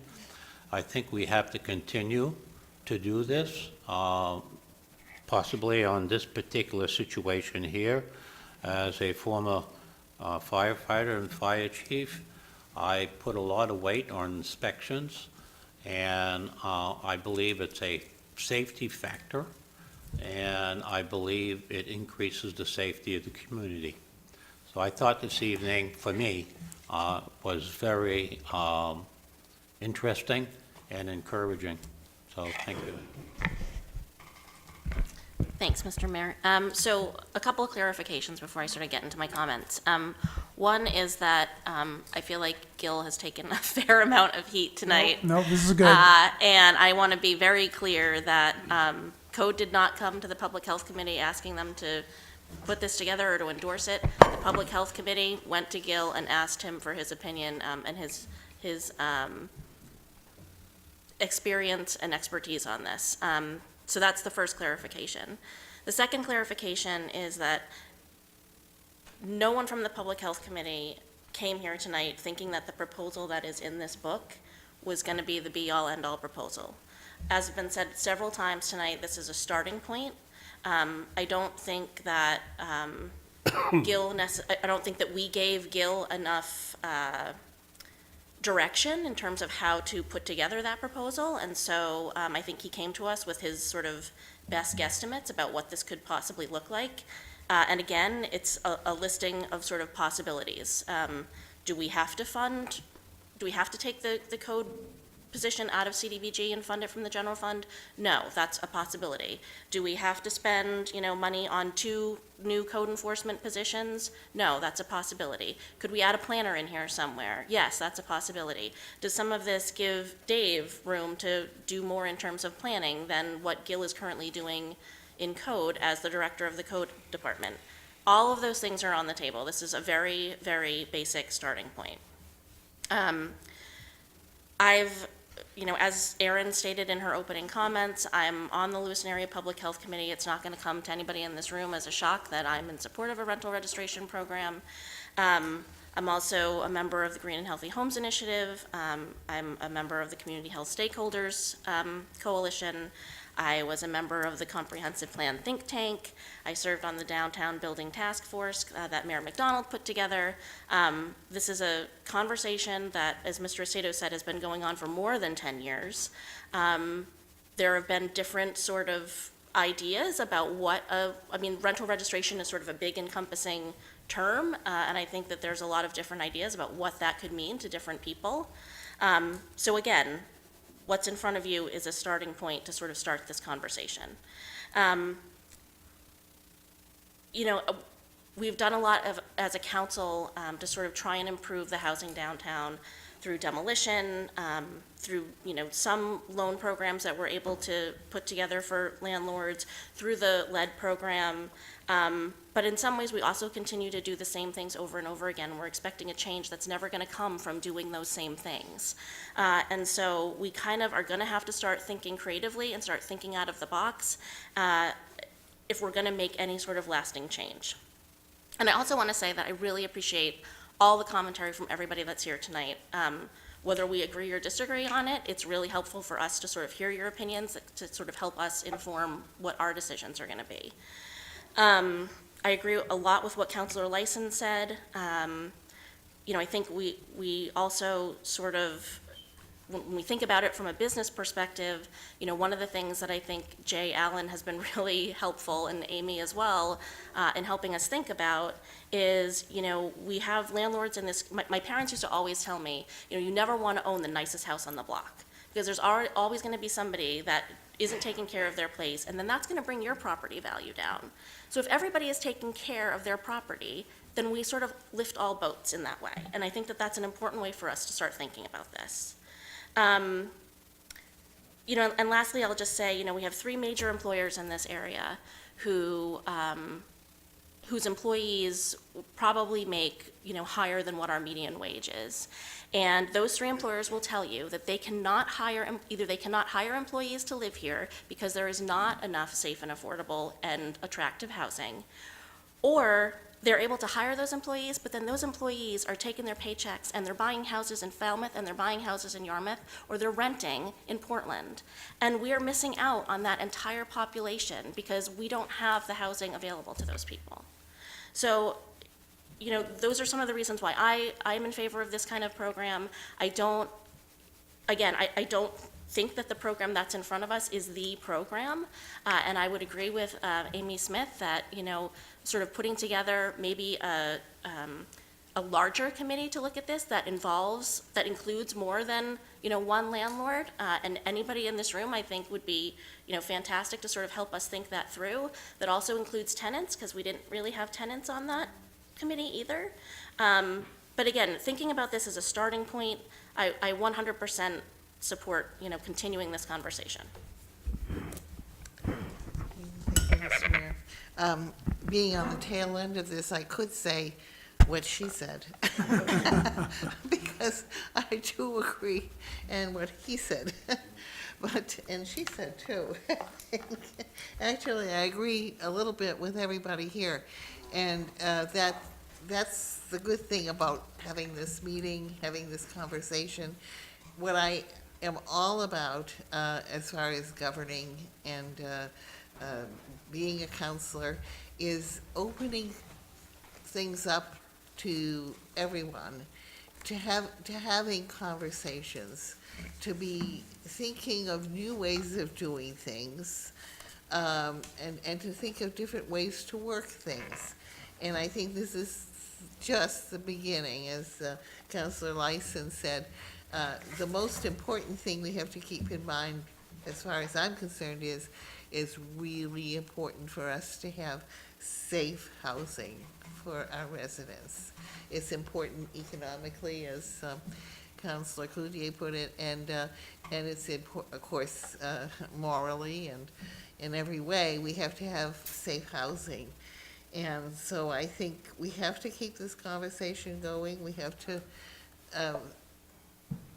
include everyone who's going to be affected, the landlords, the tenants, and see if we can, and also the people who will be doing the actual work, the code people, and see if we can work differently and try to work this out so that the city of Lewiston can afford it. Because one thing I do know is that the taxes are high in Lewiston, and a lot of people in Lewiston are having trouble paying their property taxes, and so we really do have to think of that. But then again, landlords pay property taxes too, so we're all in the same boat.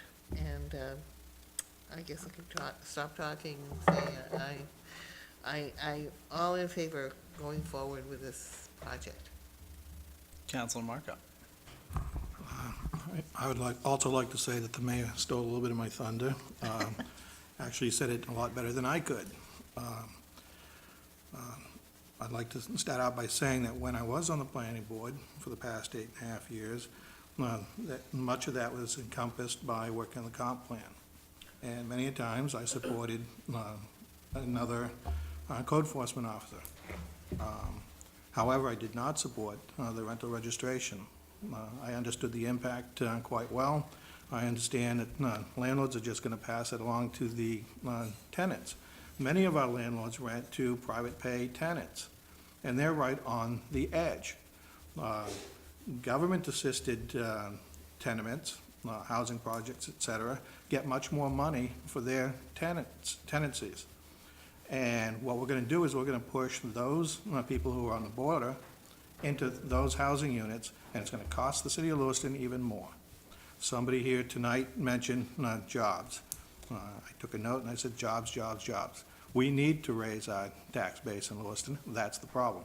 That's why people cannot find good affordable housing even when they find a really good paying job in Lewiston. We need to do something about raising our tax base in this community, and that will go a long way towards funding things that we need in the operating budget, in the general fund. I might be supportive of increasing a little bit of cost to the general fund. However, I'm not in favor of creating another program that resembles an enterprise fund, because like we just heard, and thank you for picking up on that, Mayor, that we're looking at an increase in the second year, simply because of cost of inflation, with the margin only being about $3,500.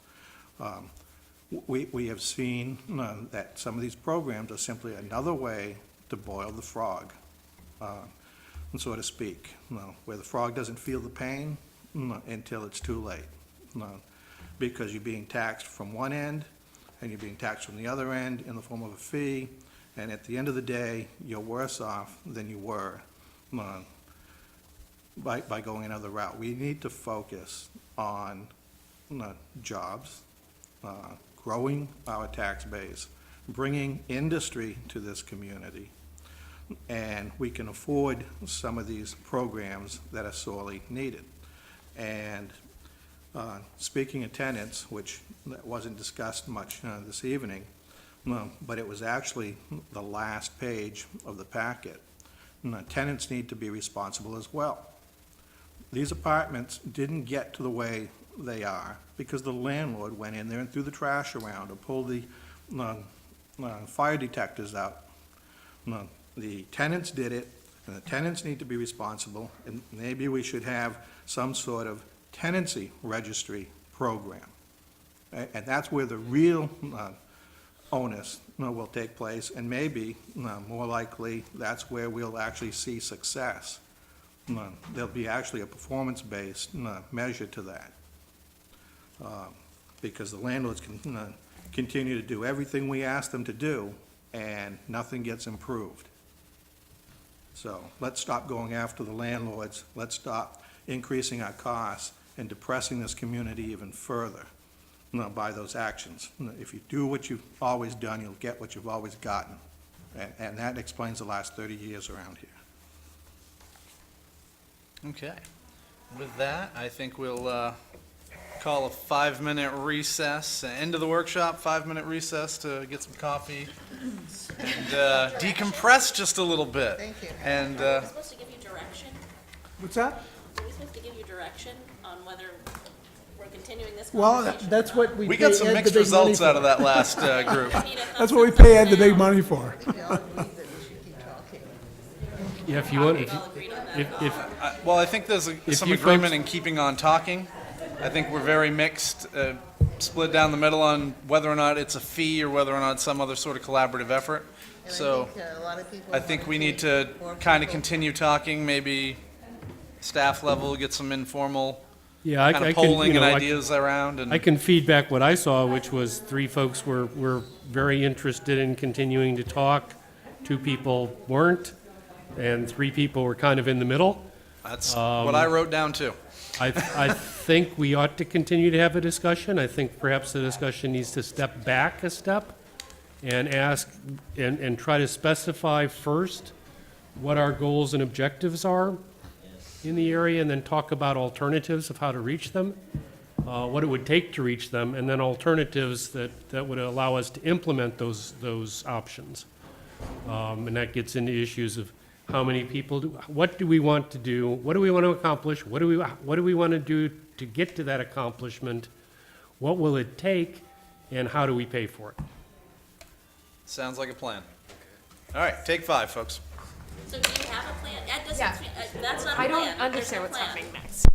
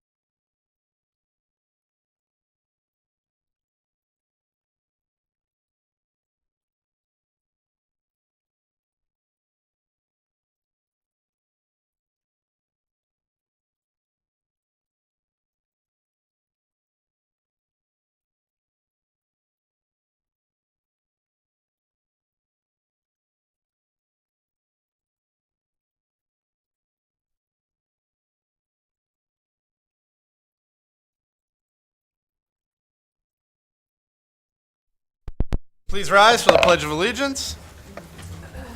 I pledge allegiance to the flag of the United States of America and to the republic for which it stands, one nation, under God, indivisible, with liberty and justice for all. Okay, we have a couple things to get through before we get to the meeting. We always start with a little bit of good news, and today I'm going to recognize one of our own. As last Sunday, Councilor Ray actually finished her master's in public administration and policy.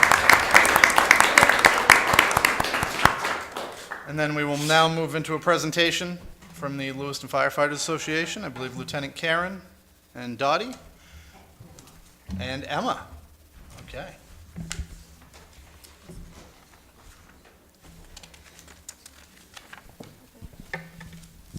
All right, I'm Emma Williams, and I am the chair of this year's Lewiston Youth Advisory Council. And I'd like to have Isha Mohammed come up here, please. So the Lewiston Firefighters Association gives $1,000 annually to a LEAC senior, and this year Isha won it. And so I'm going to, to make the presentation, I'm going to give it over to the Vice President, Mark Karen. On behalf of your hard work and dedication to public service, I'm pleased to present you this scholarship award. Thank you. Congratulations.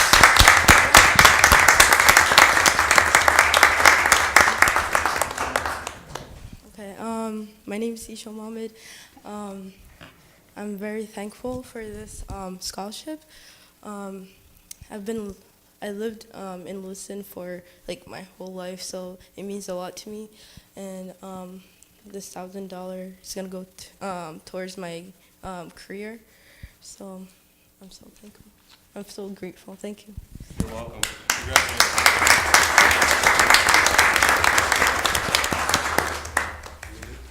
Okay, thanks.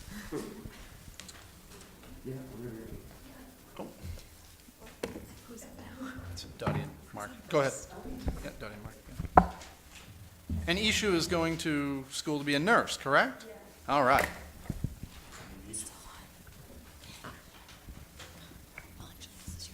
Okay.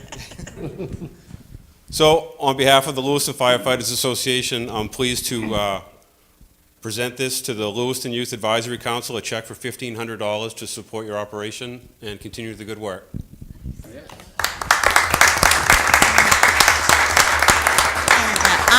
I'm Dottie, and I'm the advisor to the Youth Council, and I just wanted to sincerely thank the LFA.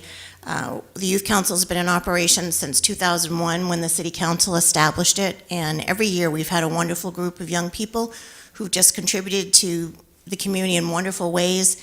They've currently been working on boosting the image of Lewiston through various events and outreach activities that they've been doing, and the money that we get from you allows them to do what they do. So it's very generous, and we really appreciate it, and I'll turn it over to Emma. Thank you so much for this check. Without it, we wouldn't be able to do half the stuff that we do on the Youth Council, and we appreciate it. Thank you so much. You're welcome. You're welcome, and thank you very much for all you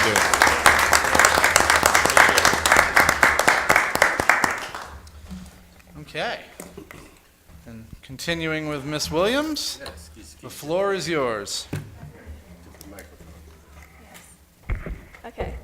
So the Lewiston Youth Council has been continuing to work on the youth survey with fourth graders. We recently went to 5 of the 6 fourth elementary schools. We received great feedback, and it is being assembled to review by the Youth Council and by Mayor Bouchard. And Montello is the only elementary school we have not gone to, and we hope to do that next. On May 8th, we were at McMahon Elementary School to visit Miss Desjardins' third grade class. They were the winners of the recycling contest that we did. To promote all Lewiston's, the recycling contest was all Lewiston third graders.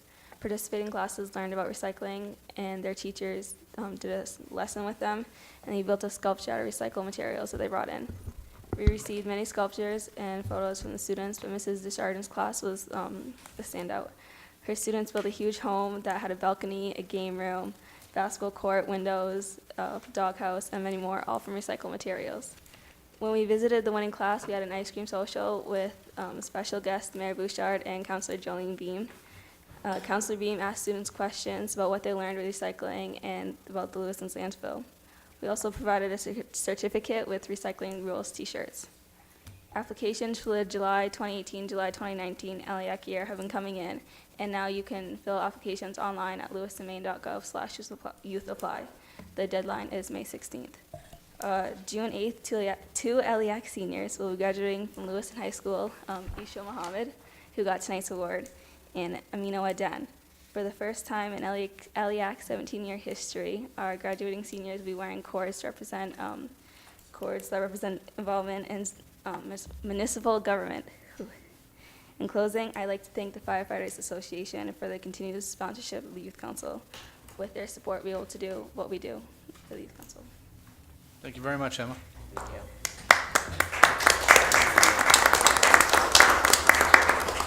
Acceptance of the minutes from the May 1st meeting. So moved. Second. Motion by Councilor Cloutier, seconded by Councilor Lyson. All in favor? Unanimous. Now open the floor, public comment period. Any member of the public wishing to make comments on Lewiston City Government not covered in the agenda tonight, this is your opportunity. Okay, public comment is closed. Roll call. All roll call votes for this meeting will begin with the Councilor of Ward 3. Consent agenda. There are 2 items on the consent agenda this evening. Item number 1, authorization to accept transfer of forfeiture funds. And item number 2, adoption of City Council meeting schedule for the months of July and August. So move. Second. Motion by Councilor Joyce, seconded by Councilor Cloutier. Discussion. Public. Call the roll. Council from Ward 3? Yes. Ward 4? Yes. Ward 5? Yes. Ward 6? Yes. Ward 7? Yes. Ward 1? Yes. Ward 2? Yes. Motion passed by a vote of 7-0. Agenda item number 3. Item number 3, public hearing for approval of outdoor concerts sponsored by LA Arts at Dufresne Plaza and Kennedy Park. Requested action to conduct a public hearing on an application from LA Arts for the evening outdoor concerts to be held at Dufresne Plaza and Kennedy Park on May 25th, June 29th, July 27th, August 31st, September 28th, and October 26th, and to authorize a permit for an outdoor entertainment event as required by the City Code of Ordinances, Chapter 10, Article 1, Section 10-3, to the LA Arts for the outdoor concerts, contingent upon positive recommendations from the Police Department, Fire Department, Code Land Use Officer, and Code Health Officer regarding compliance with all regulations and compliance with all city ordinances. So moved. Second. Motion by Councilor Lyson, seconded by Councilor Cloutier. Council. Public. Back to the council. Call the roll. Councilor from Ward 3? Yes. Ward 4? Yes. Ward 5? Yes. Ward 6? Yes. Ward 7? Yes. Ward 1? Yes. Ward 2? Yes. Motion passed by a vote of 7-0. Agenda item number 4. Item number 4, public hearing for approval of outdoor concerts in conjunction with the Great Falls Brew Fest at Samard Payne Park. Requested action to conduct a public hearing on an application from Baxter Brewing Company for the outdoor music concert to be held at Samard Payne Park on Saturday, June 23rd, and to authorize a permit for an outdoor entertainment event as required by the City Code of Ordinances, Chapter 10, Article 1, Section 10-3, to Baxter Brewing Company for the outdoor concerts, contingent upon positive recommendations from the Police Department, Fire Department, Code Land Use Officer, and Code Health Officer regarding compliance with all regulations and compliance with all city ordinances. So moved. Second. Motion by Councilor Lyson, seconded by Councilor Pettingill. Council? Public? Back to the council. Call the roll. Councilor from Ward 3? Yes. Ward 4? Yes. Ward 5? Yes. Ward 6? Yes. Ward 7? Yes. Ward 1? Yes. Ward 2? Yes. Motion passed by a vote of 7-0. Agenda item number 5. Item number 5, public hearing for approval of an outdoor entertainment permit for a musical concert in Kennedy Park. Requested action to conduct a public hearing on an application for an outdoor entertainment event in Kennedy Park and to grant a permit for an outdoor entertainment event as required by the City Code of Ordinances, Chapter 10, Article 1, Section 10-3, for an outdoor music concert to be held at Kennedy Park on Saturday, June 28th, contingent upon positive recommendations from the Police Department, Fire Department, Code Health Officer, and Land Use Inspector regarding compliance with all regulations and compliance with all city ordinances. So moved. Second. Motion by Councilor Cloutier, seconded by Councilor LaJoy. Council? Public? Back to the council. Call the roll. Council from Ward 3? Yes. Ward 4? Yes. Ward 5? Yes. Ward 6? Yes. Ward 7? Yes. Ward 1? Yes. Ward 2? Yes. Motion passed by a vote of 7-0. Agenda item number 6. Item number 6, public hearing for approval of an outdoor entertainment permit for the Pride LA Festival Celebration. Requested action to conduct a public hearing on an application for an outdoor entertainment event for the Pride LA Festival and to grant a permit for an outdoor entertainment event as required by the City Code of Ordinances, Chapter 10, Article 1, Section 10-3, to the Pride LA Festival Committee for outdoor music concerts for the festival to be held at Samard Payne Memorial Park on June 30th, 2018, contingent upon positive recommendations from the Police Department, Fire Department, Code Health Officer, and Land Use Inspector regarding compliance with all regulations and compliance with all city ordinances. So moved. Second. Motion by Counselor Cloutier, seconded by Counselor Ray. Comments from the council? The public? Back to the council. Call the roll. Counsel from Ward 3? Yes. Word 4? Yes. Word 5? Yes. Word 6? Yes. Word 7? Yes. Word 1? Yes. Word 2? Yes. Motion passed by a vote of 7-0. Agenda item number 7. Item number 7, public hearing on a new application for a new liquor license for the pub at Baxter Brewing, 160 Mill Street. Requested action to authorize the city clerk's office to approve a new liquor license application for the pub at Baxter Brewing, 160 Mill Street. So moved. Second? Motion by Counselor Ray, seconded by Counselor Pettingill. Council? To the public? Back to the council? Call the roll. Counsel from Ward 3? Yes. Word 4? Yes. Word 5? Yes. Word 6? Yes. Word 7? Yes. Word 1? Yes. Word 2? Yes. Motion passed by a vote of 7-0. Agenda item number 8. Item number 8, public hearing and final passage regarding an amendment to the Fire Prevention and Protection Ordinance. Requested action that the proposed amendment to the City Code of Ordinances, Chapter 38, Fire Prevention and Protection, Article 1, in general, Article 2, Fire Prevention Code, and Article 3, permits, receive final passage by a roll call vote. So moved. Second. Motion by Counselor Lyson, seconded by Counselor Cloutier. Can we get a quick brief on this from the chief? Brief. Not that you're not usually brief, but. Brian Stockdale, Fire Chief, City of Lewiston. The whole plan of this is to streamline and make more efficient the codes process as far as how we work together with Codes Department for notice of violations, as well as making the codes we do enforce for NFPA consistent with the state, so we don't have a lot of the issues back and forth. Questions for the chief from the council? Thank you, Brian. To the public? Back to the council? Call the roll. Counsel from Ward 3? Yes. Word 4? Yes. Word 5? Yes. Word 6? Yes. Word 7? Yes. Word 1? Yes. Word 2? Yes. Motion passed by a vote of 7-0. Okay. Agenda item number 9. Item number 9, public hearing and adoption of the fiscal year 2019 Lewiston Capital Improvement Program Bond Issue Order.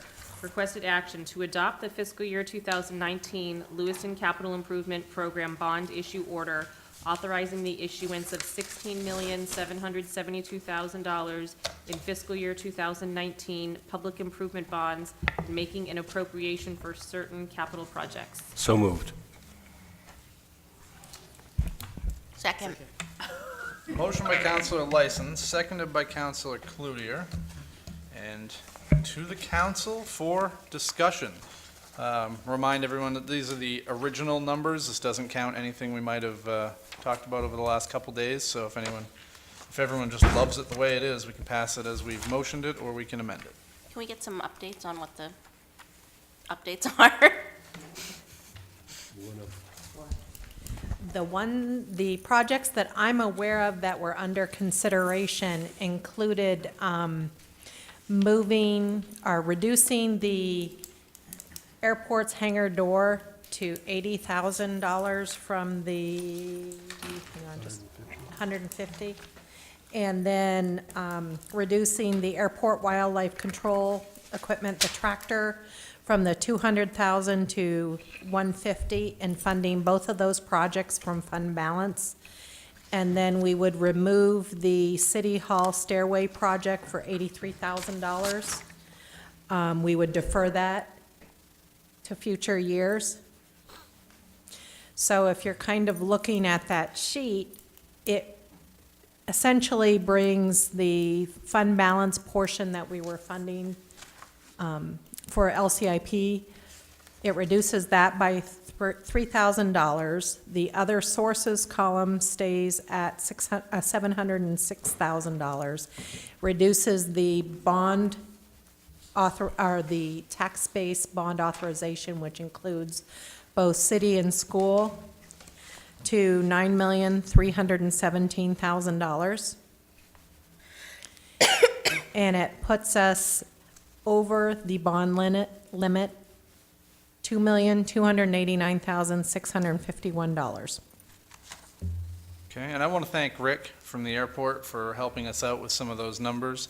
I spent a lot of time yesterday on the phone with some department heads, and Rick really came to bat for us to help make this LCIP a little more palatable, as we are so far over our bond limit. The other one I need to thank is Superintendent Webster, because he, if you would like to step up, sir, he came to bat for us in a big way, and he'll show you $371,000 right now. Make it rain, Bill. Make it rain. Thank you, Mr. Mayor. So we have reviewed the numbers from the school side and are comfortable with making two changes. The Longley improvements, which I believe in the number you have in front of you is $450,000. That money needs to be spent. It doesn't all need to be spent in the coming fiscal year. So we are amenable to reducing that to $175,000, which will cover the security improvements that really must happen in that building. But the remainder amount, which relates to replacing the single pane windows, primarily with double pane windows, that can be deferred a year. So again, that's going from 450 to 175. Secondly, and this has gone around a couple times, but I think it's on your list for $96,000, which relates to the OSHA requirements in order to have holding loops to hook onto when you go under roofs. That was intended to cover all 8 buildings. We got an informal quote just for the high school. It totaled $90,000.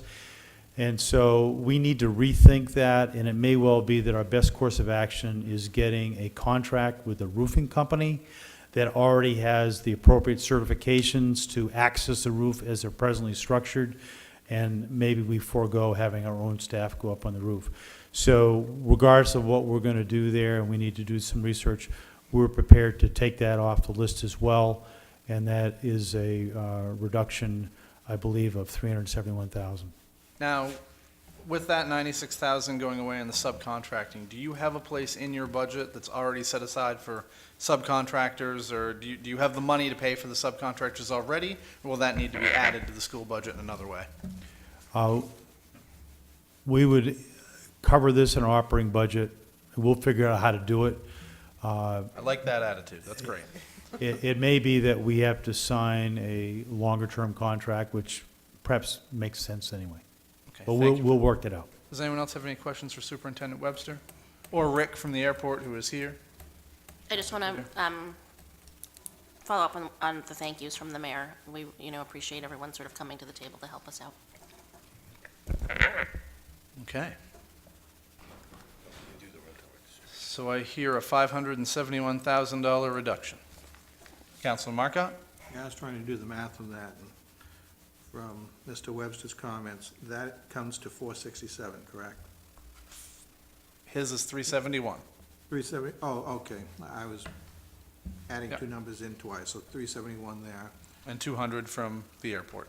200 from the airport because and that's the part that I didn't quite grasp from the finance director's comments. So the airport wildlife control equipment will be reduced 50,000, but it'll be moved to fund balance. Yes.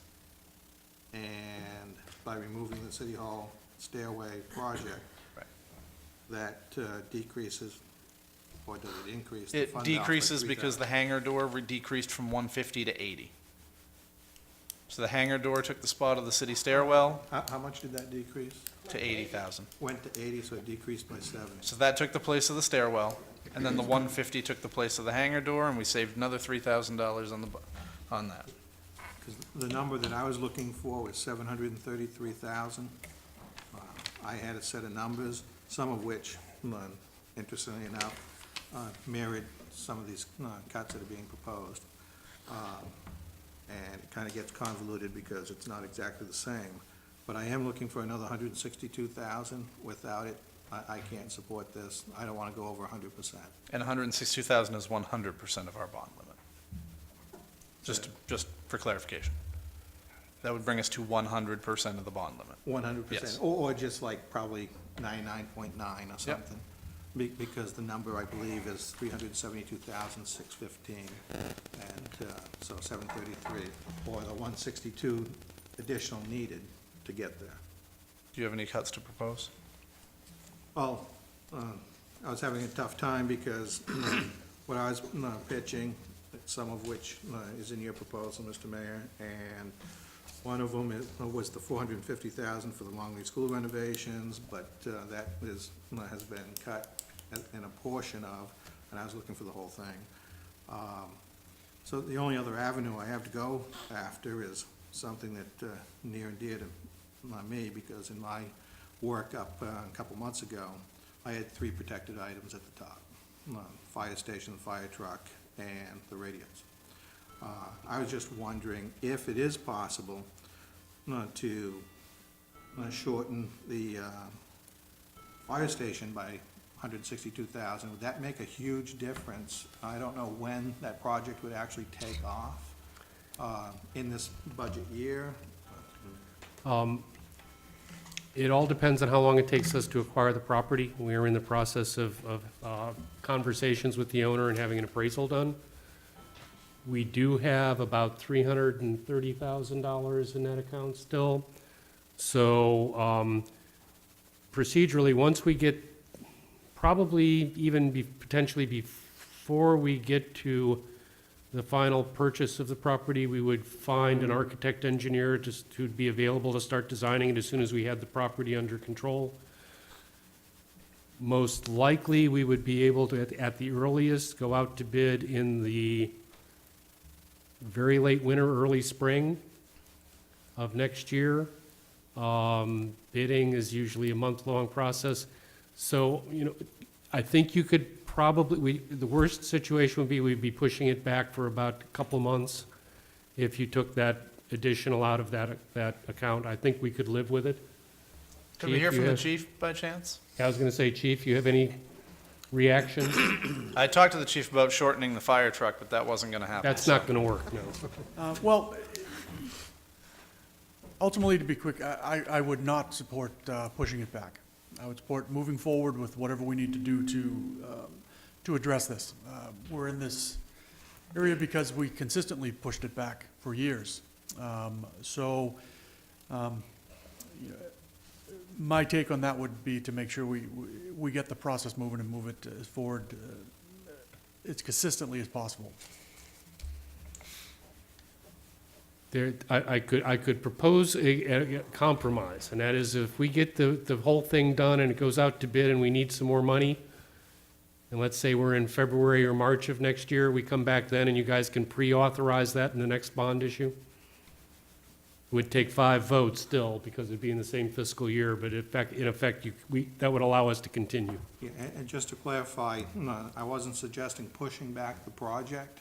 I was just hoping that the funding wouldn't be necessary until we got through that new fiscal year. And I think that's part of what the administrator is suggesting. Right.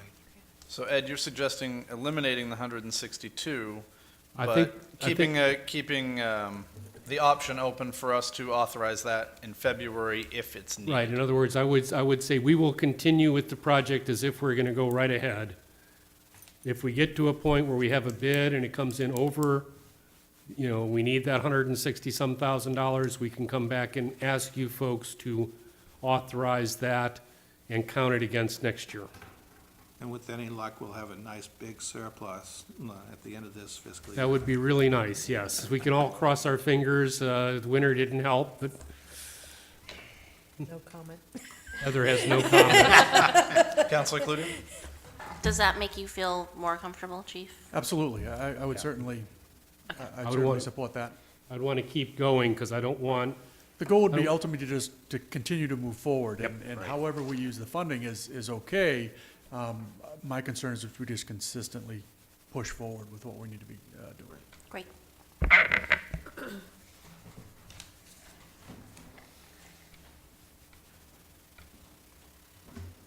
Okay. Is there flavor on the council to knock that 162 out of the fire station to get to 100% of the limit? Okay. So, with all the adjustments, we're at 100% of the limit. With all the adjustments mentioned, do we have a friendly amendment possibly from the two, which would be Jim and Kristen, to approve? Indeed. Okay. Thank you for making it very easy procedurally. Do we have any further discussion on the amended amount? 571,162, that was 733 is the total, I believe, Heather? That's what I'm working on. All right. We'll wait for that, and then if the city clerk could read the motion one more time. Sure. So the motion is to adopt the fiscal year 2019 Lewiston Capital Improvement Program bond issue order authorizing the issuance of $16,772,000. Oh, I mean, with the new number, sorry. Is that what Heather's working on, though? That's Yeah, what Heather's. Heather's trying to knock it out. Why don't you want to go to the public, see if there's any other comments while Heather's. To the doing her public. math? Excellent. All right, council. You tried. 16,039,000 even. So let's go with that for now. I'll check it while you guys talk. Okay, new motion. So the motion would be to adopt the fiscal year 2019 Lewiston Capital Improvement Program bond issue order authorizing the issuance of $16,039,000 in fiscal year 2019 public improvement bonds and making an appropriation for certain capital projects. And that was already made, friendly amendment. Yes. Any further discussion from the council before we call it? Call the roll. Counselor from Ward 3? Yes. Ward 4? Yes. Ward 5? Yes. Ward 6? Yes. Ward 7? Yes. Ward 1? Yes. Ward 2? Yes. Motion passed by a vote of 7-0. Great job making that easy, folks. Nice job. Before you go to the next item, we have one item we'd ask if you'd consider under suspension. It came to our attention that we showed on this sheet reallocating some funds from an old bond issue to new projects, but we need your formal approval to do that. So what Heather's passing out is the resolve that would make that, in effect, transfer that money to the new projects. Do we need a motion to suspend the rules? I would recommend so, yes, since it wasn't on the agenda. So moved. Motion by Councilor Lyson, Second? seconded by Councilor LaJoy to suspend the rules. All in favor? Let's do a show of hands for that one. 7-0. And the motion before you now? Is to adopt the resolve authorizing the transfer of $501,000 from various capital projects and accounts to fund identified projects in the fiscal year 19 Lewiston Capital Improvement Plan. So moved. Second. Motion by Councilor Lyson, seconded by Councilor Ray. Discussion on the council. Can we just have a minute to read through? Sure. I'm sorry, what was the question, Counselor? Just a minute to read through it. Oh, I'm sorry.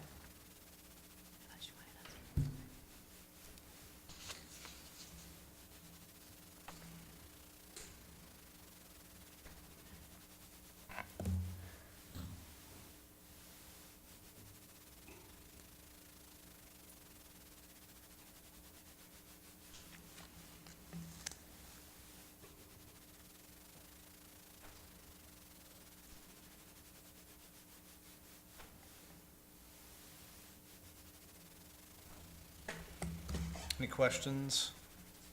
Mike? I'd like to get a little bit of background on a few of these projects. I see the Public Works Director is here. Apparently, we're moving surpluses for the most part, and some accumulated interest earnings to Birch Street Road and sidewalk rehabilitation at $100,000, street crosswalk evaluation and implementation at $100,000, and sidewalk maintenance and rehabilitation at $301,000. And noticing the crosswalk evaluation, I was also wondering how the Lincoln Street area was coming along. That came up a couple times in discussion with the director. Yeah, as far as Lincoln Street, we are in the process of doing the evaluations now. We've got a consulting on board, and he's actually doing the work. I haven't heard any, excuse me, updates as far as specifics yet. on any particular location, but, do you have other questions besides that? or- Well, I was wondering where some of this money was actually going to be spent, what areas of the city, what streets? They were part of the LCIP approved projects. Right, on the crosswalks? That's crosswalk project? Crosswalks and particularly the sidewalks. Yeah, the crosswalk project, obviously, we are in the process, the consultant will identify areas we need to address. Yeah. That'll come back to you folks, and there's Correct. potentially more than, than we have money for. We'll have to make some decisions about what the priorities are. In terms of sidewalks, Dave? Sidewalks were, Yeah, I'm helping you out here. hold on a second, let me pull them out. Pull up the sidewalk.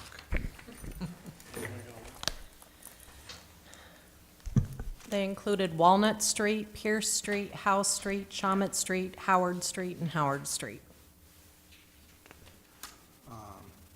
So none of this is going towards Bartlett. Bartlett's already funded. Bartlett's already funded as its own project.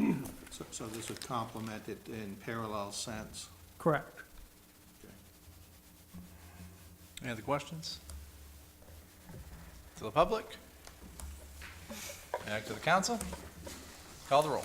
Council from Ward 3? Yes. Ward 4? Yes. Ward 5? Yes. Ward 6? Ward 7? Yes. Ward 1? Yes. Ward 2? Yes. Motion passed by a vote of 7 to 0. Agenda item number 10. Item number 10, resolve indicating the support of the Lewiston City Council for an 800 megahertz replacement radio system for LA 911.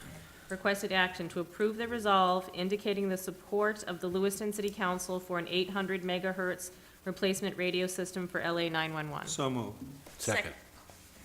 A motion by Councilor Marcotte, seconded by Councilor Cloutier. Any discussion on the council? Questions? I see Chief Leclerc is here. If anyone has any questions, the 911 director, here he is.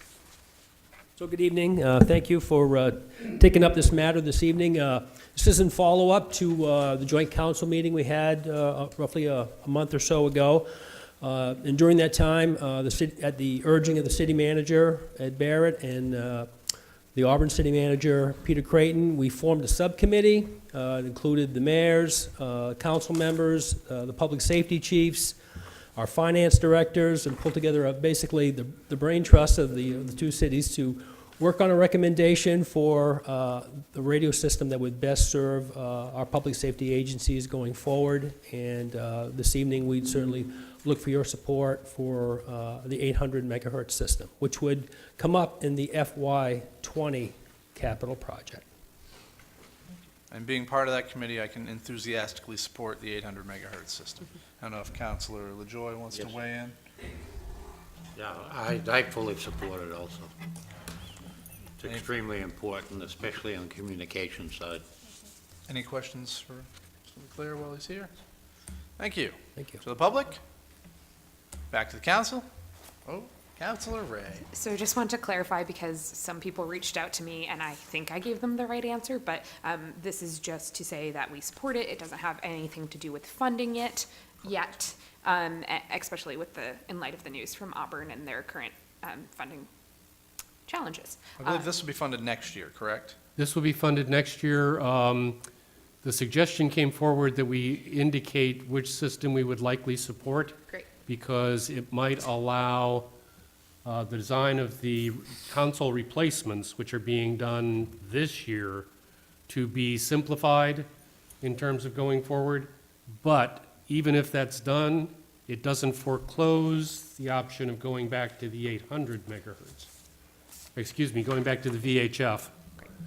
And I'll just throw in, the subcommittee meeting we had was really helpful because it clearly brought home that the real problem isn't, and the real cost isn't so much the difference between the two systems.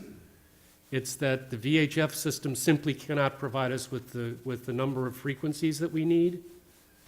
And if it could, the VHF system would cost as much as the 800 megahertz system would. So for us to get those additional frequencies, we need to go to the 800 megahertz. That's great clarification, especially for the public. Thank you. And there may be some opportunities to pay for it through some grants, and Okay, cool. we're talking to Senator Collins' office. Hopefully get somewhere there. Any other questions? Call the roll. Council from Ward 3? Yes. Ward 4? Yes. Ward 5? Yes. Ward 6? Yes. Ward 7? Yes. Ward 1? Yes. Ward 2? Yes. Motion passed by a vote of 7 to 0. Agenda item number 11. Item number 11, order authorizing the city administrator to take the necessary steps to sell the city-owned properties at 12 Anger Street, 91 Crowley Road, 12 Jack Court, and 147 Sabata Street. Requested action to approve the order authorizing the city administrator to take the necessary steps to sell the city-owned properties at 12 Anger Street, 91 Crowley Road, 12 Jack Court, and 147 Sabata Street. So move. Second.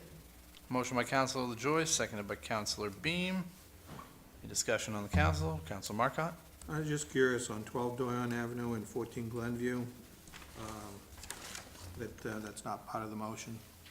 That's not part of the motion. The individual who put in a proposal for those properties was hoping to build a house on them, and they simply can't, given it has no street access.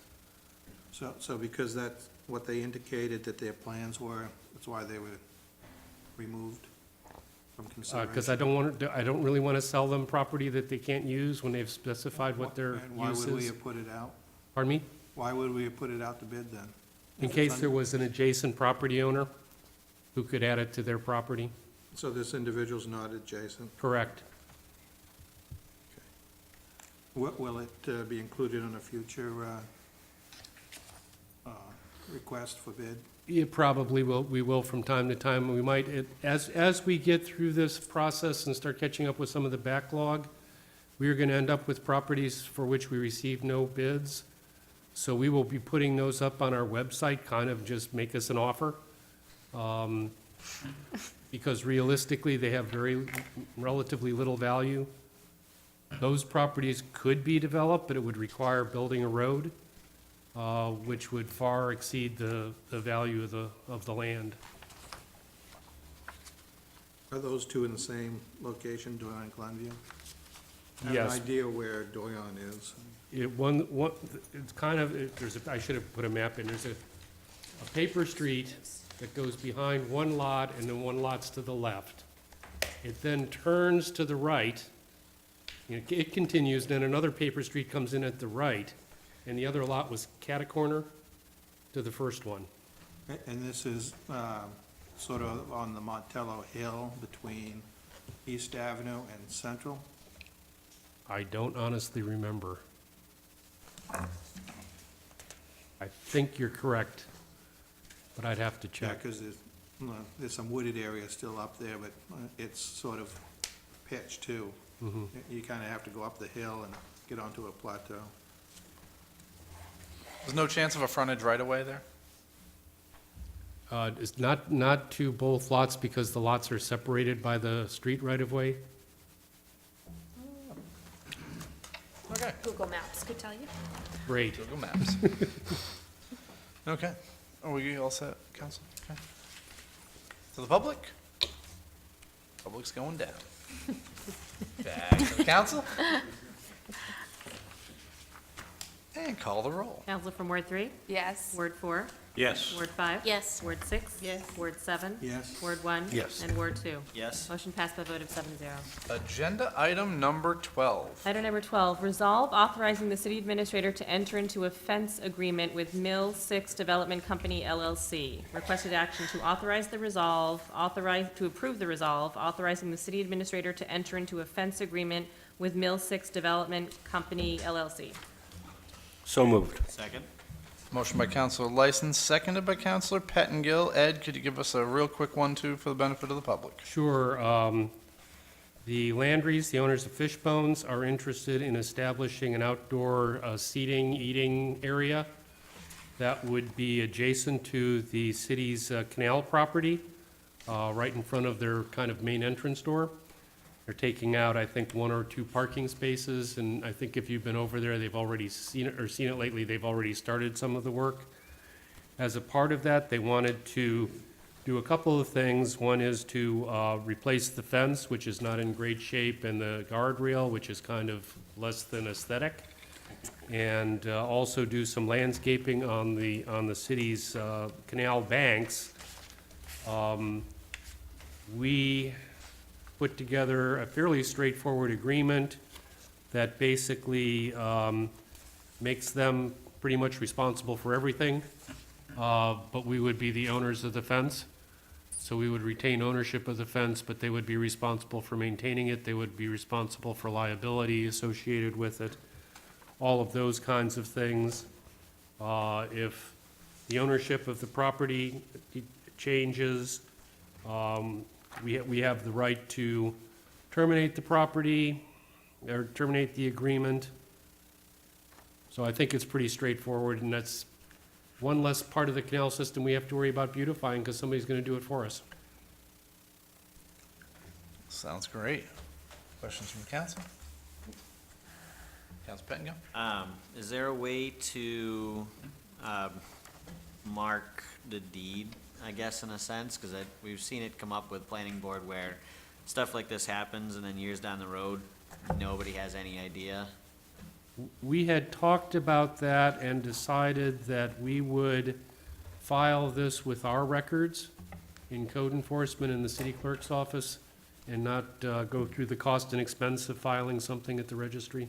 Okay, I don't want to see it come up, 20 years and nobody have any idea. Right. We'll keep it with the property file in code enforcement and in the clerk's office. So there should be a couple of places where there are records that will be easily accessible. All right, thank you. Council Markup? How many parking spaces will be lost? There were 2 parking spaces eliminated. 2 eliminated. And the picture in the book, which online, of course, is in color, what is that behind the fence? Behind the fence going toward the canal, Yeah, if that's going towards the canal. I think it's just a picture of the fence. I don't think it's an actual picture of the yes. property. Yeah, oh, okay. Yeah, that's just the example of the fence that they'll be installing. So it's not from the property? No. Because behind the fence looked like a pool? It is, It it's a is. swimming pool. It is a pool? It is a swimming pool. I thought it might have be been an illusion. part of the canal, yeah. That it was a painted ground. It'd and be it was nice if blue. the canal looked that nice. Yeah, okay. Not yet. It will. Any other comments from the council? Public? Just keep shaking our head. Back to the council? Call the roll. Council from Ward 3. Yes. Ward 4. Yes. Ward 5. Yes. Ward 6. Yes. Ward 7. Yes. Ward 1. Yes. Ward 2. Yes? Motion passed by a vote of 7-0. Agenda item number 13. Item number 13, resolve authorizing the $59,000 recently appropriated from fund balance for the local share of the Main DOT East Avenue project to be reallocated to the local share of the Main DOT project to resurface Crowley Road, South Lisbon Road to Town Line. Requested action to approve the resolve authorizing the $59,000 recently appropriated from fund balance for the local share of the Main DOT East Avenue project to be reallocated to the local share of the Main DOT project to resurface Crowley Road, South Lisbon Road to Town Line. So moved. Second. Motion by Councilor License, seconded by Councilor Cloutier. Discussion on the council. Public? Back to the council. Call the roll. Council from Ward 3? Yes. Ward 4? Yes. Ward 5? Yes. Ward 6? Yes. Ward 7? Yes. Ward 1? Yes. Ward 2? Yes? Motion passed by a vote of 7-0. Okay, we're gonna go a little bit out of order here. The city clerk has a presentation for the benefit of the public. I believe the council will be the guinea pigs. So, turn it over to the city clerk. So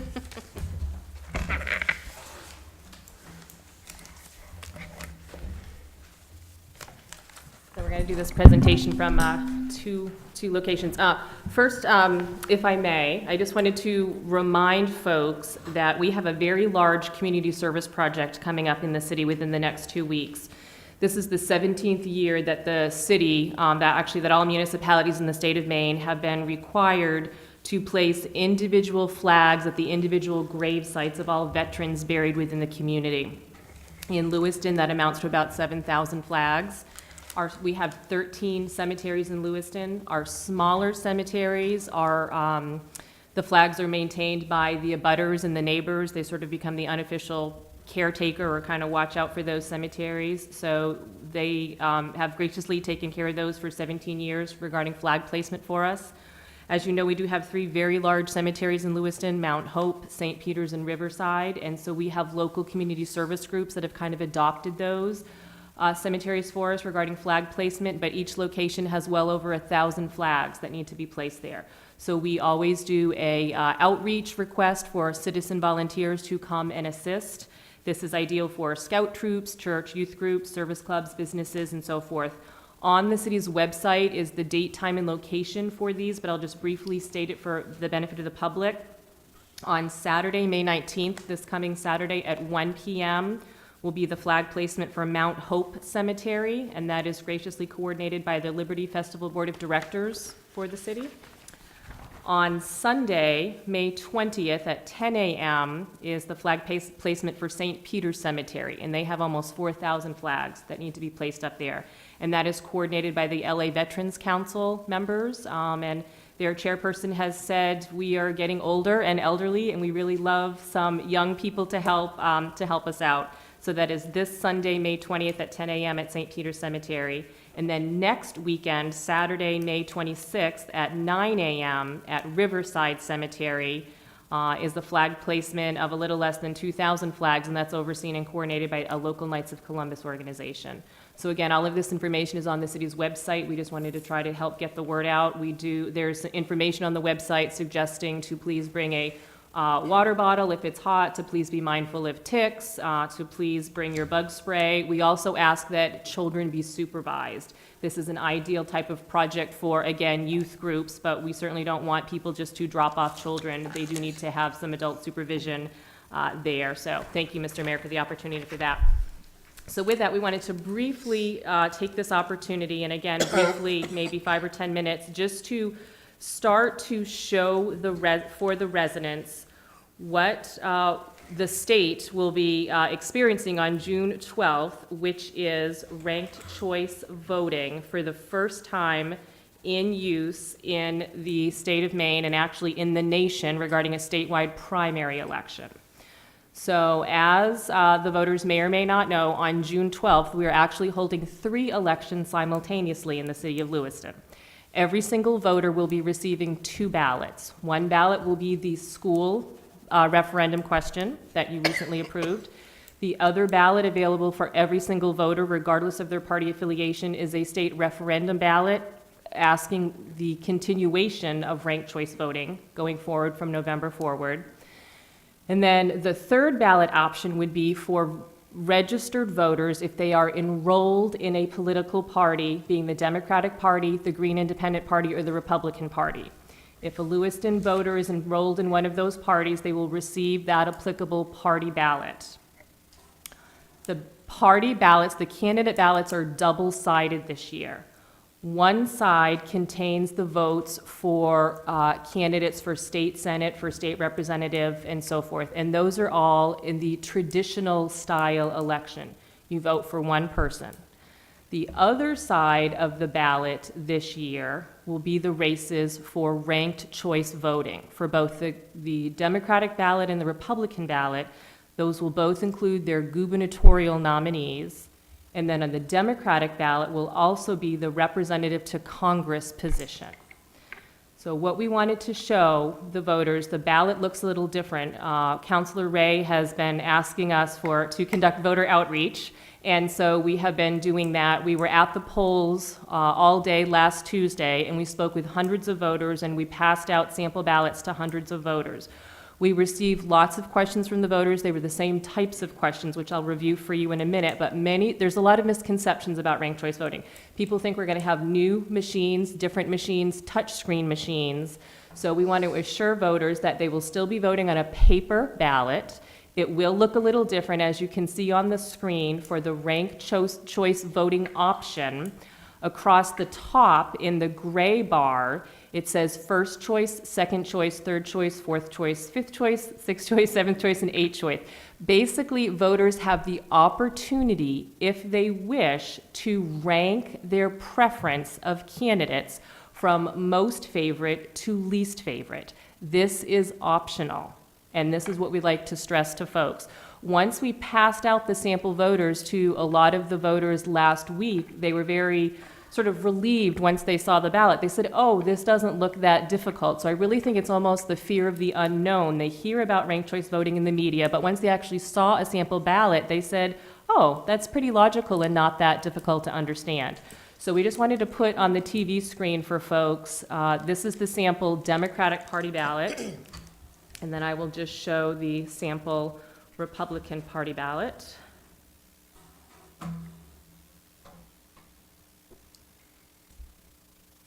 And this is the sample Republican Party ballot for the state of Maine. So this is what the voters in Lewiston will be seeing. And again, this has across the gray bar on the top, first choice, second choice, third choice, fourth choice, and fifth choice.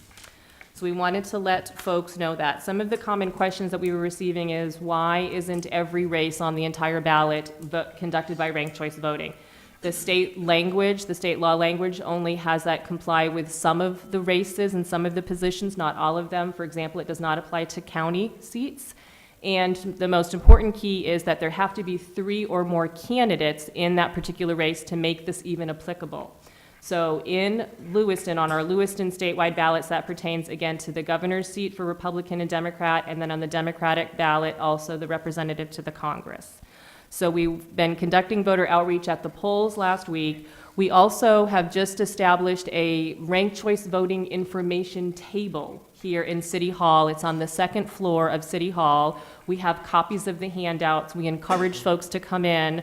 Our goal is to try to reach the residents who may not have access to the internet, because our theory is that if you have access to the internet, you can probably go online and gain information for yourself through the State of Maine website, the Secretary of State's website, the City of Lewiston's website. But folks who don't have internet access is what we're really trying to target and reach out to. So we do have that informational table, the second floor of City Hall. We have hundreds of copies of material on there. There are basically 2 handouts. One is the sample ballot. It's double-sided, Democratic on one side, Republican on the other side. The other handout we have is both from the state of Maine. One is basic information regarding ranked choice voting, and then the other side is the list of frequently asked questions. And this is really, we received maybe the top 6 type questions at the polls all day long last week from hundreds of voters. They were asking the same types of questions. So we basically took those questions, put those into a 1-page handout, and we have that available upstairs as well. So we strongly encourage voters who are interested in gaining more information to please swing by City Hall, second floor, and pick up that literature. And they're certainly welcome to ask us questions, should they have any questions about it. So I think with that, Mr. Mayor, we're going to do a very, very quick demonstration. The mayor is going to be our practice voter, but you can remain right there.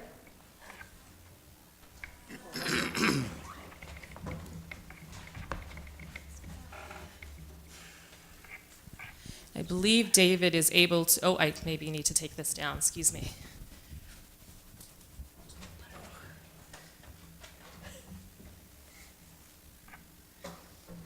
So I believe David is going to be able to get a screenshot of the easel here. So we are going to use the mayor as a sample voter, and I will just vote via Post-it note. So to keep the politics completely out of this, we have a sample ballot question: what is your favorite flavor of ice cream, and what should be the official flavor of ice cream for the city of Lewiston? So our choices, Mr. Mayor, the candidates are chocolate, coffee, mint chocolate chip, strawberry, and vanilla. What is of those? I don't really, as long as it's chocolate, it's okay with me. Well, coffee is going to be number 1 of those bad choices. Okay, so the mayor's first choice for ice cream flavor would be coffee. So if the mayor was in the voting booth and he had this ballot and he wanted to vote for coffee as his number 1 choice, he would basically just mark his ballot in the first position for coffee. Mr. Mayor, what is your second choice? Good with mint. The mint chocolate chip. So the mayor's first choice, He indicated under the first row for first choice, that's his favorite. His second choice is mint chocolate chip. So then he would fill in the oval on his ballot there. Mr. Mayor, what's your third choice? Vanilla. Vanilla. His third choice, in the third choice column, he would go down to vanilla, and he would mark his ballot right there. What is your fourth choice, Mr. Mayor? Strawberry. Strawberry. Sorry, Jim. Fourth choice. No, I didn't, actually. That would be the... And so your fifth choice is chocolate. So you have ranked your choices with the options presented. Your first choice was coffee, second mint chocolate chip, third vanilla, fourth strawberry, and fifth chocolate. So this is how voters would fill out their ballot if they wanted to rank every single option and choice. What voters, and most voters seem to understand that. So what the types of questions we were getting is, do I need to rank and vote for every candidate position on the ballot? And the answer is no. If the mayor said, boy, coffee is my first choice, mint chocolate chip is my second choice, and vanilla is my third, and I really don't care for chocolate or strawberry at all, you do not have to vote for them. And everything that you have indicated on this ballot will be tabulated and will count. This is not viewed as an incomplete ballot. This is allowable. So you are allowed to vote for, rank as many choices as you, the voter, would like. Completely optional for you, and this would still count. You can count just one if you want to. I'm sorry? You can just vote for one. Yes, correct. So thank you, Counselor. So then the next question, and this was the question we really received all day last week at the polls, was, what if I only voted for one? Is that okay? And the answer is yes, absolutely. If you just voted for one, it would need to be your first choice. You would need to fill it in the first choice column. If you only voted for one in fifth choice, it would not count. So you need to make sure that if you are voting for one, you need to fill it in your first choice column. And the mayor said that his first choice would be coffee. If this was the only type of ballot that the voter filled out, just one first choice, it would still count and still be tabulated and calculated at the end of the night. So this is absolutely allowable. This is the number one question we received from voters last week, so this is absolutely allowable. The other question we received is, let's say the mayor said, boy, I really like coffee ice cream a lot. And He wants you to know it. I want everybody to know that I love coffee ice cream, and therefore I'm going to give extra emphasis to it, and I'm going to vote for every single choice position for coffee. Under the state rules and regulations, the first choice would count, and that is it. It is not possible to give one candidate extra votes. So this would count, and the voting machine would ignore those votes because that is considered an overvote. And the language in the law says that this ballot would be exhausted after this first choice is tabulated by the machine. Then the machine looks at your second choice but says, wait a minute, you already voted for this candidate. You can't give extra votes to the same candidate. So from this point forward, this ballot would be deemed exhausted. It's already, the votes have already been tabulated and accounted for the favorite candidate, but only once, because everybody's only allowed to receive one vote.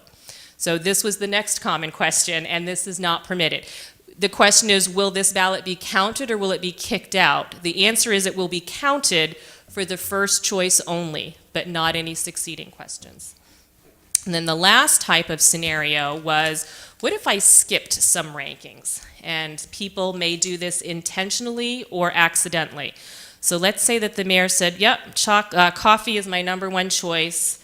I don't really have a second favorite, but let's say that mint chocolate chip and vanilla are sort of my kind of out there, but I don't really have a second one. The question is, would this still count? The answer is yes. It would count for your first choice for coffee. Then if you have only one skipped ranking, and this might be done maybe accidentally by the voter and not intentional. If you have one skipped ranking, the machine will be programmed to go to your next choice ranking and then to your next choice. However, the law says that if you skip two choices, the next vote does not count. It is deemed as an exhausted ballot. So your first choice will always count, but if you skip two rankings in a row, two or more rankings in a row, the following one will not count. But if you only skip one ranking, it will count. So probably not as common. We didn't receive hardly any questions about this category 2 weeks ago when we were talking, or last week when we were talking to hundreds of voters. Again, the number one question was, if I voted for one choice only, will my ballot count or will it be kicked out? And it would absolutely count, yes. And could I give extra votes to one position or to one candidate? And the answer is no. So I think with that, that was basically the quick introduction we wanted to do, Mr. Mayor, just to sort of show the voters what the ballots look like and the basic standard process here. We encourage people to go to the city website. The Secretary of State's office just released today an animated video. It's a 5-minute video. The people in the building who have watched it said it actually answered all their questions about ranked choice voting. They thought it was very well done. It was very simple and very direct. So that link is right on the city's website as well. So thank you, Mr. Mayor. Okay. Quickly. Sorry, just one clarification because it already has come up, of course, is that people should educate themselves before going to actually vote, because what are your limitations on election day and when a ballot is presented? Yes, thank you, Counselor. This is going to be very difficult for the election workers and the municipal clerks, but the Secretary of State has been very clear in their direction to municipal clerks and election workers. We are absolutely prohibited when voters are actually casting a ballot, so either at the polls or at the city clerk's office when they're voting by absentee ballot, we cannot explain to them the example of the process that I just explained to you. The only thing we are allowed to do is read to them the instructions that are already pre-printed on the ballot. That is going to be frustrating for us, and that'll be frustrating for the voter. So that's why a lot of communities are trying to work really hard to get out the information in advance of Election Day. So again, we've been talking to voters. I'm also going June 4th to the Lewiston senior citizens to their monthly meeting to meet with them, to show them the examples, and I'll run through the demonstration that I just showed you. The Secretary of State, Matt Dunlap, is coming to Lewiston on Tuesday, May 29th. Yes, 29th, at 4 p.m. at the Lewiston Public Library to present a 2-hour session on ranked choice voting and to be there to answer questions from voters. And they're also doing a Facebook Live presentation on Thursday, May 24th, I believe at 6 o'clock. So we have that information on our information table upstairs as well. There'll be a lot more publicity about it, I think, in the next week or two. So we're really trying to work to get the word out in advance of Election Day, because as you noted on Election Day at the polls, the only thing we're allowed to do is read the instructions that are already pre-printed on the ballot to the voter. Thank you. Thank you. Kathy wanted to do the 2-hour thing tonight, but we wouldn't let her. Thank you. Councilor Larson? Motion. Yes. Thank you. I'd like to make a motion to go into executive session to review applications submitted under Title 36, Section 84, L, I, 2. Where, hang on. You need a second? 36, Section 841. Right. So, Counselor, the motion is to enter into executive session to review an application submitted under MRSA Title 36, Section 841, subsection 2. That's correct. Okay. Second? Ah, there we go. All in favor?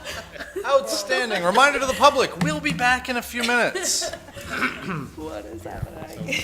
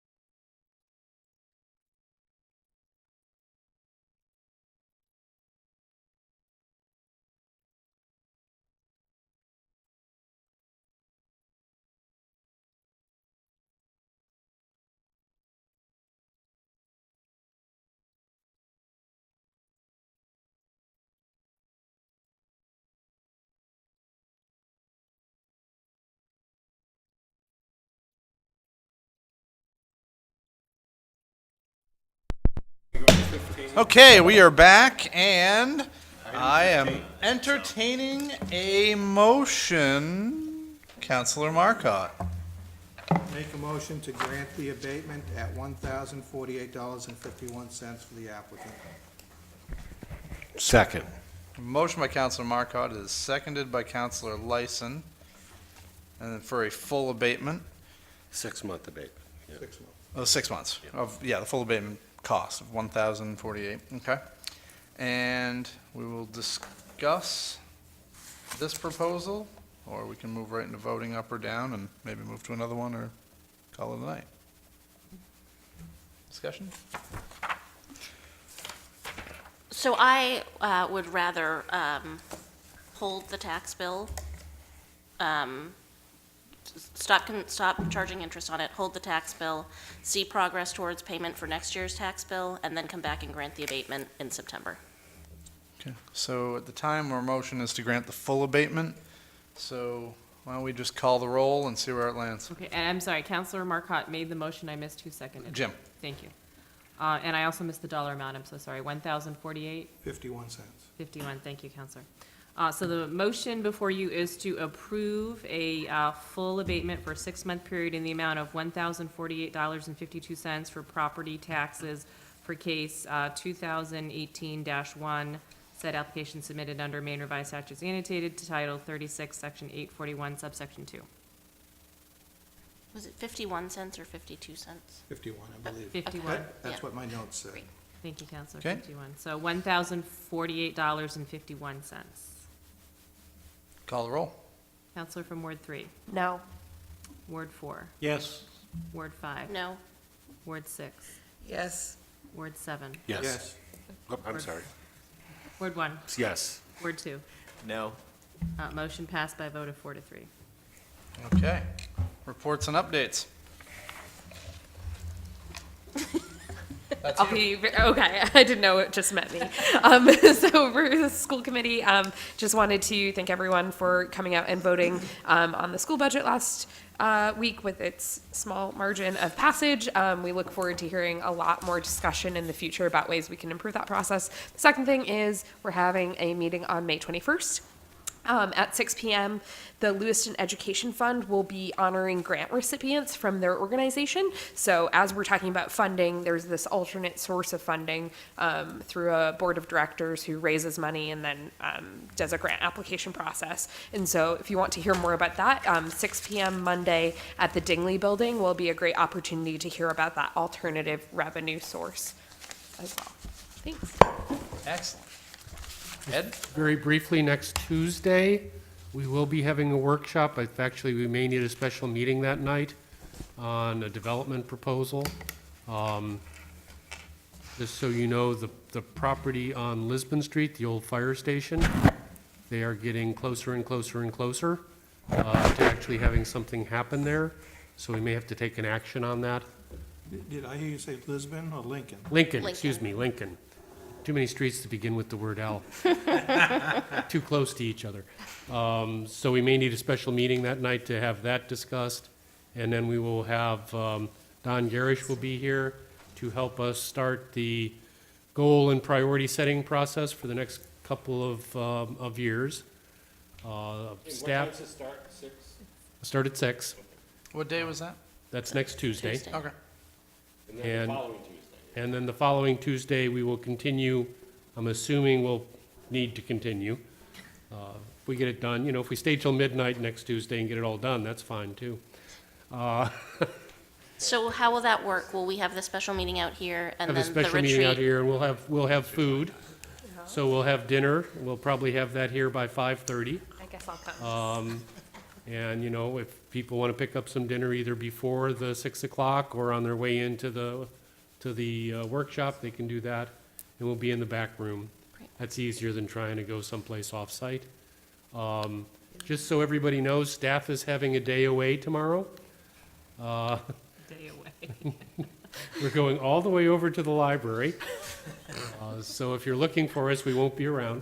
The idea is we wanted to do a little bit of training with some of our key staff members. We also wanted to spend some time talking about some of the things that we need to address staff-wise going forward. I think may also, kind of roll right into what we'll be talking about next Tuesday, because staff may come up with some ideas that if you don't come up with, we may mention. So we'll be at the library. If something critical comes up, you can get all of us on our cell phones. No one blow up the library. Is there a survivor? What's it called? Council Weston? What is- I was a little taken back by the process of the abatement stuff. It just, and this is my first experience with it. I was not here at the last, so we don't do this very often. It's very infrequent. I think that may be the third one I've seen in the time I've been here. That's not necessarily how it is everywhere. Right. We saw them, when I was in Bangor, we saw them more frequently. Because the thing that, even though I voted for it, I think, he's not alone in this community of having such a low salary and or the lack of knowledge of how to really do a budget. And, people are being, it's disability, it's like, you can't work, you're getting a certain fixed income, and you got a house and you want to keep it. I'm glad we don't do that too often.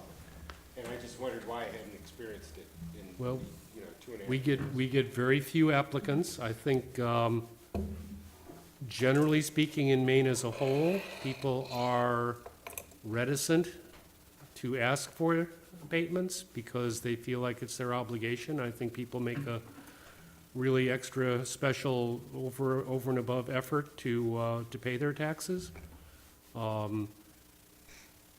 It's not unusual when somebody does come in that you see situations where people are just simply overwhelmed and have great difficulties figuring out how to get out from the situation they're in, if they even can. I mean, some people clearly can't. So it's never easy. I don't think I've ever seen an abatement discussion that was easy. So it's about all I can. And usually the person's there. Yes, the person has the right to be there. And there is a time limit that you have to meet in responding to the request. Here he agreed to the extension of time. So, like I say, it does not happen very often. Well, the saving only thing is certain step in taxes, right? So. Councilor Beam, did you have? Do I have something to Yeah. say? Did No. you? Oh, okay, I No, thought you. But this unnerved me a lot. I know how you're feeling. Okay. Motion to adjourn? So moved. Second. All right, we're out.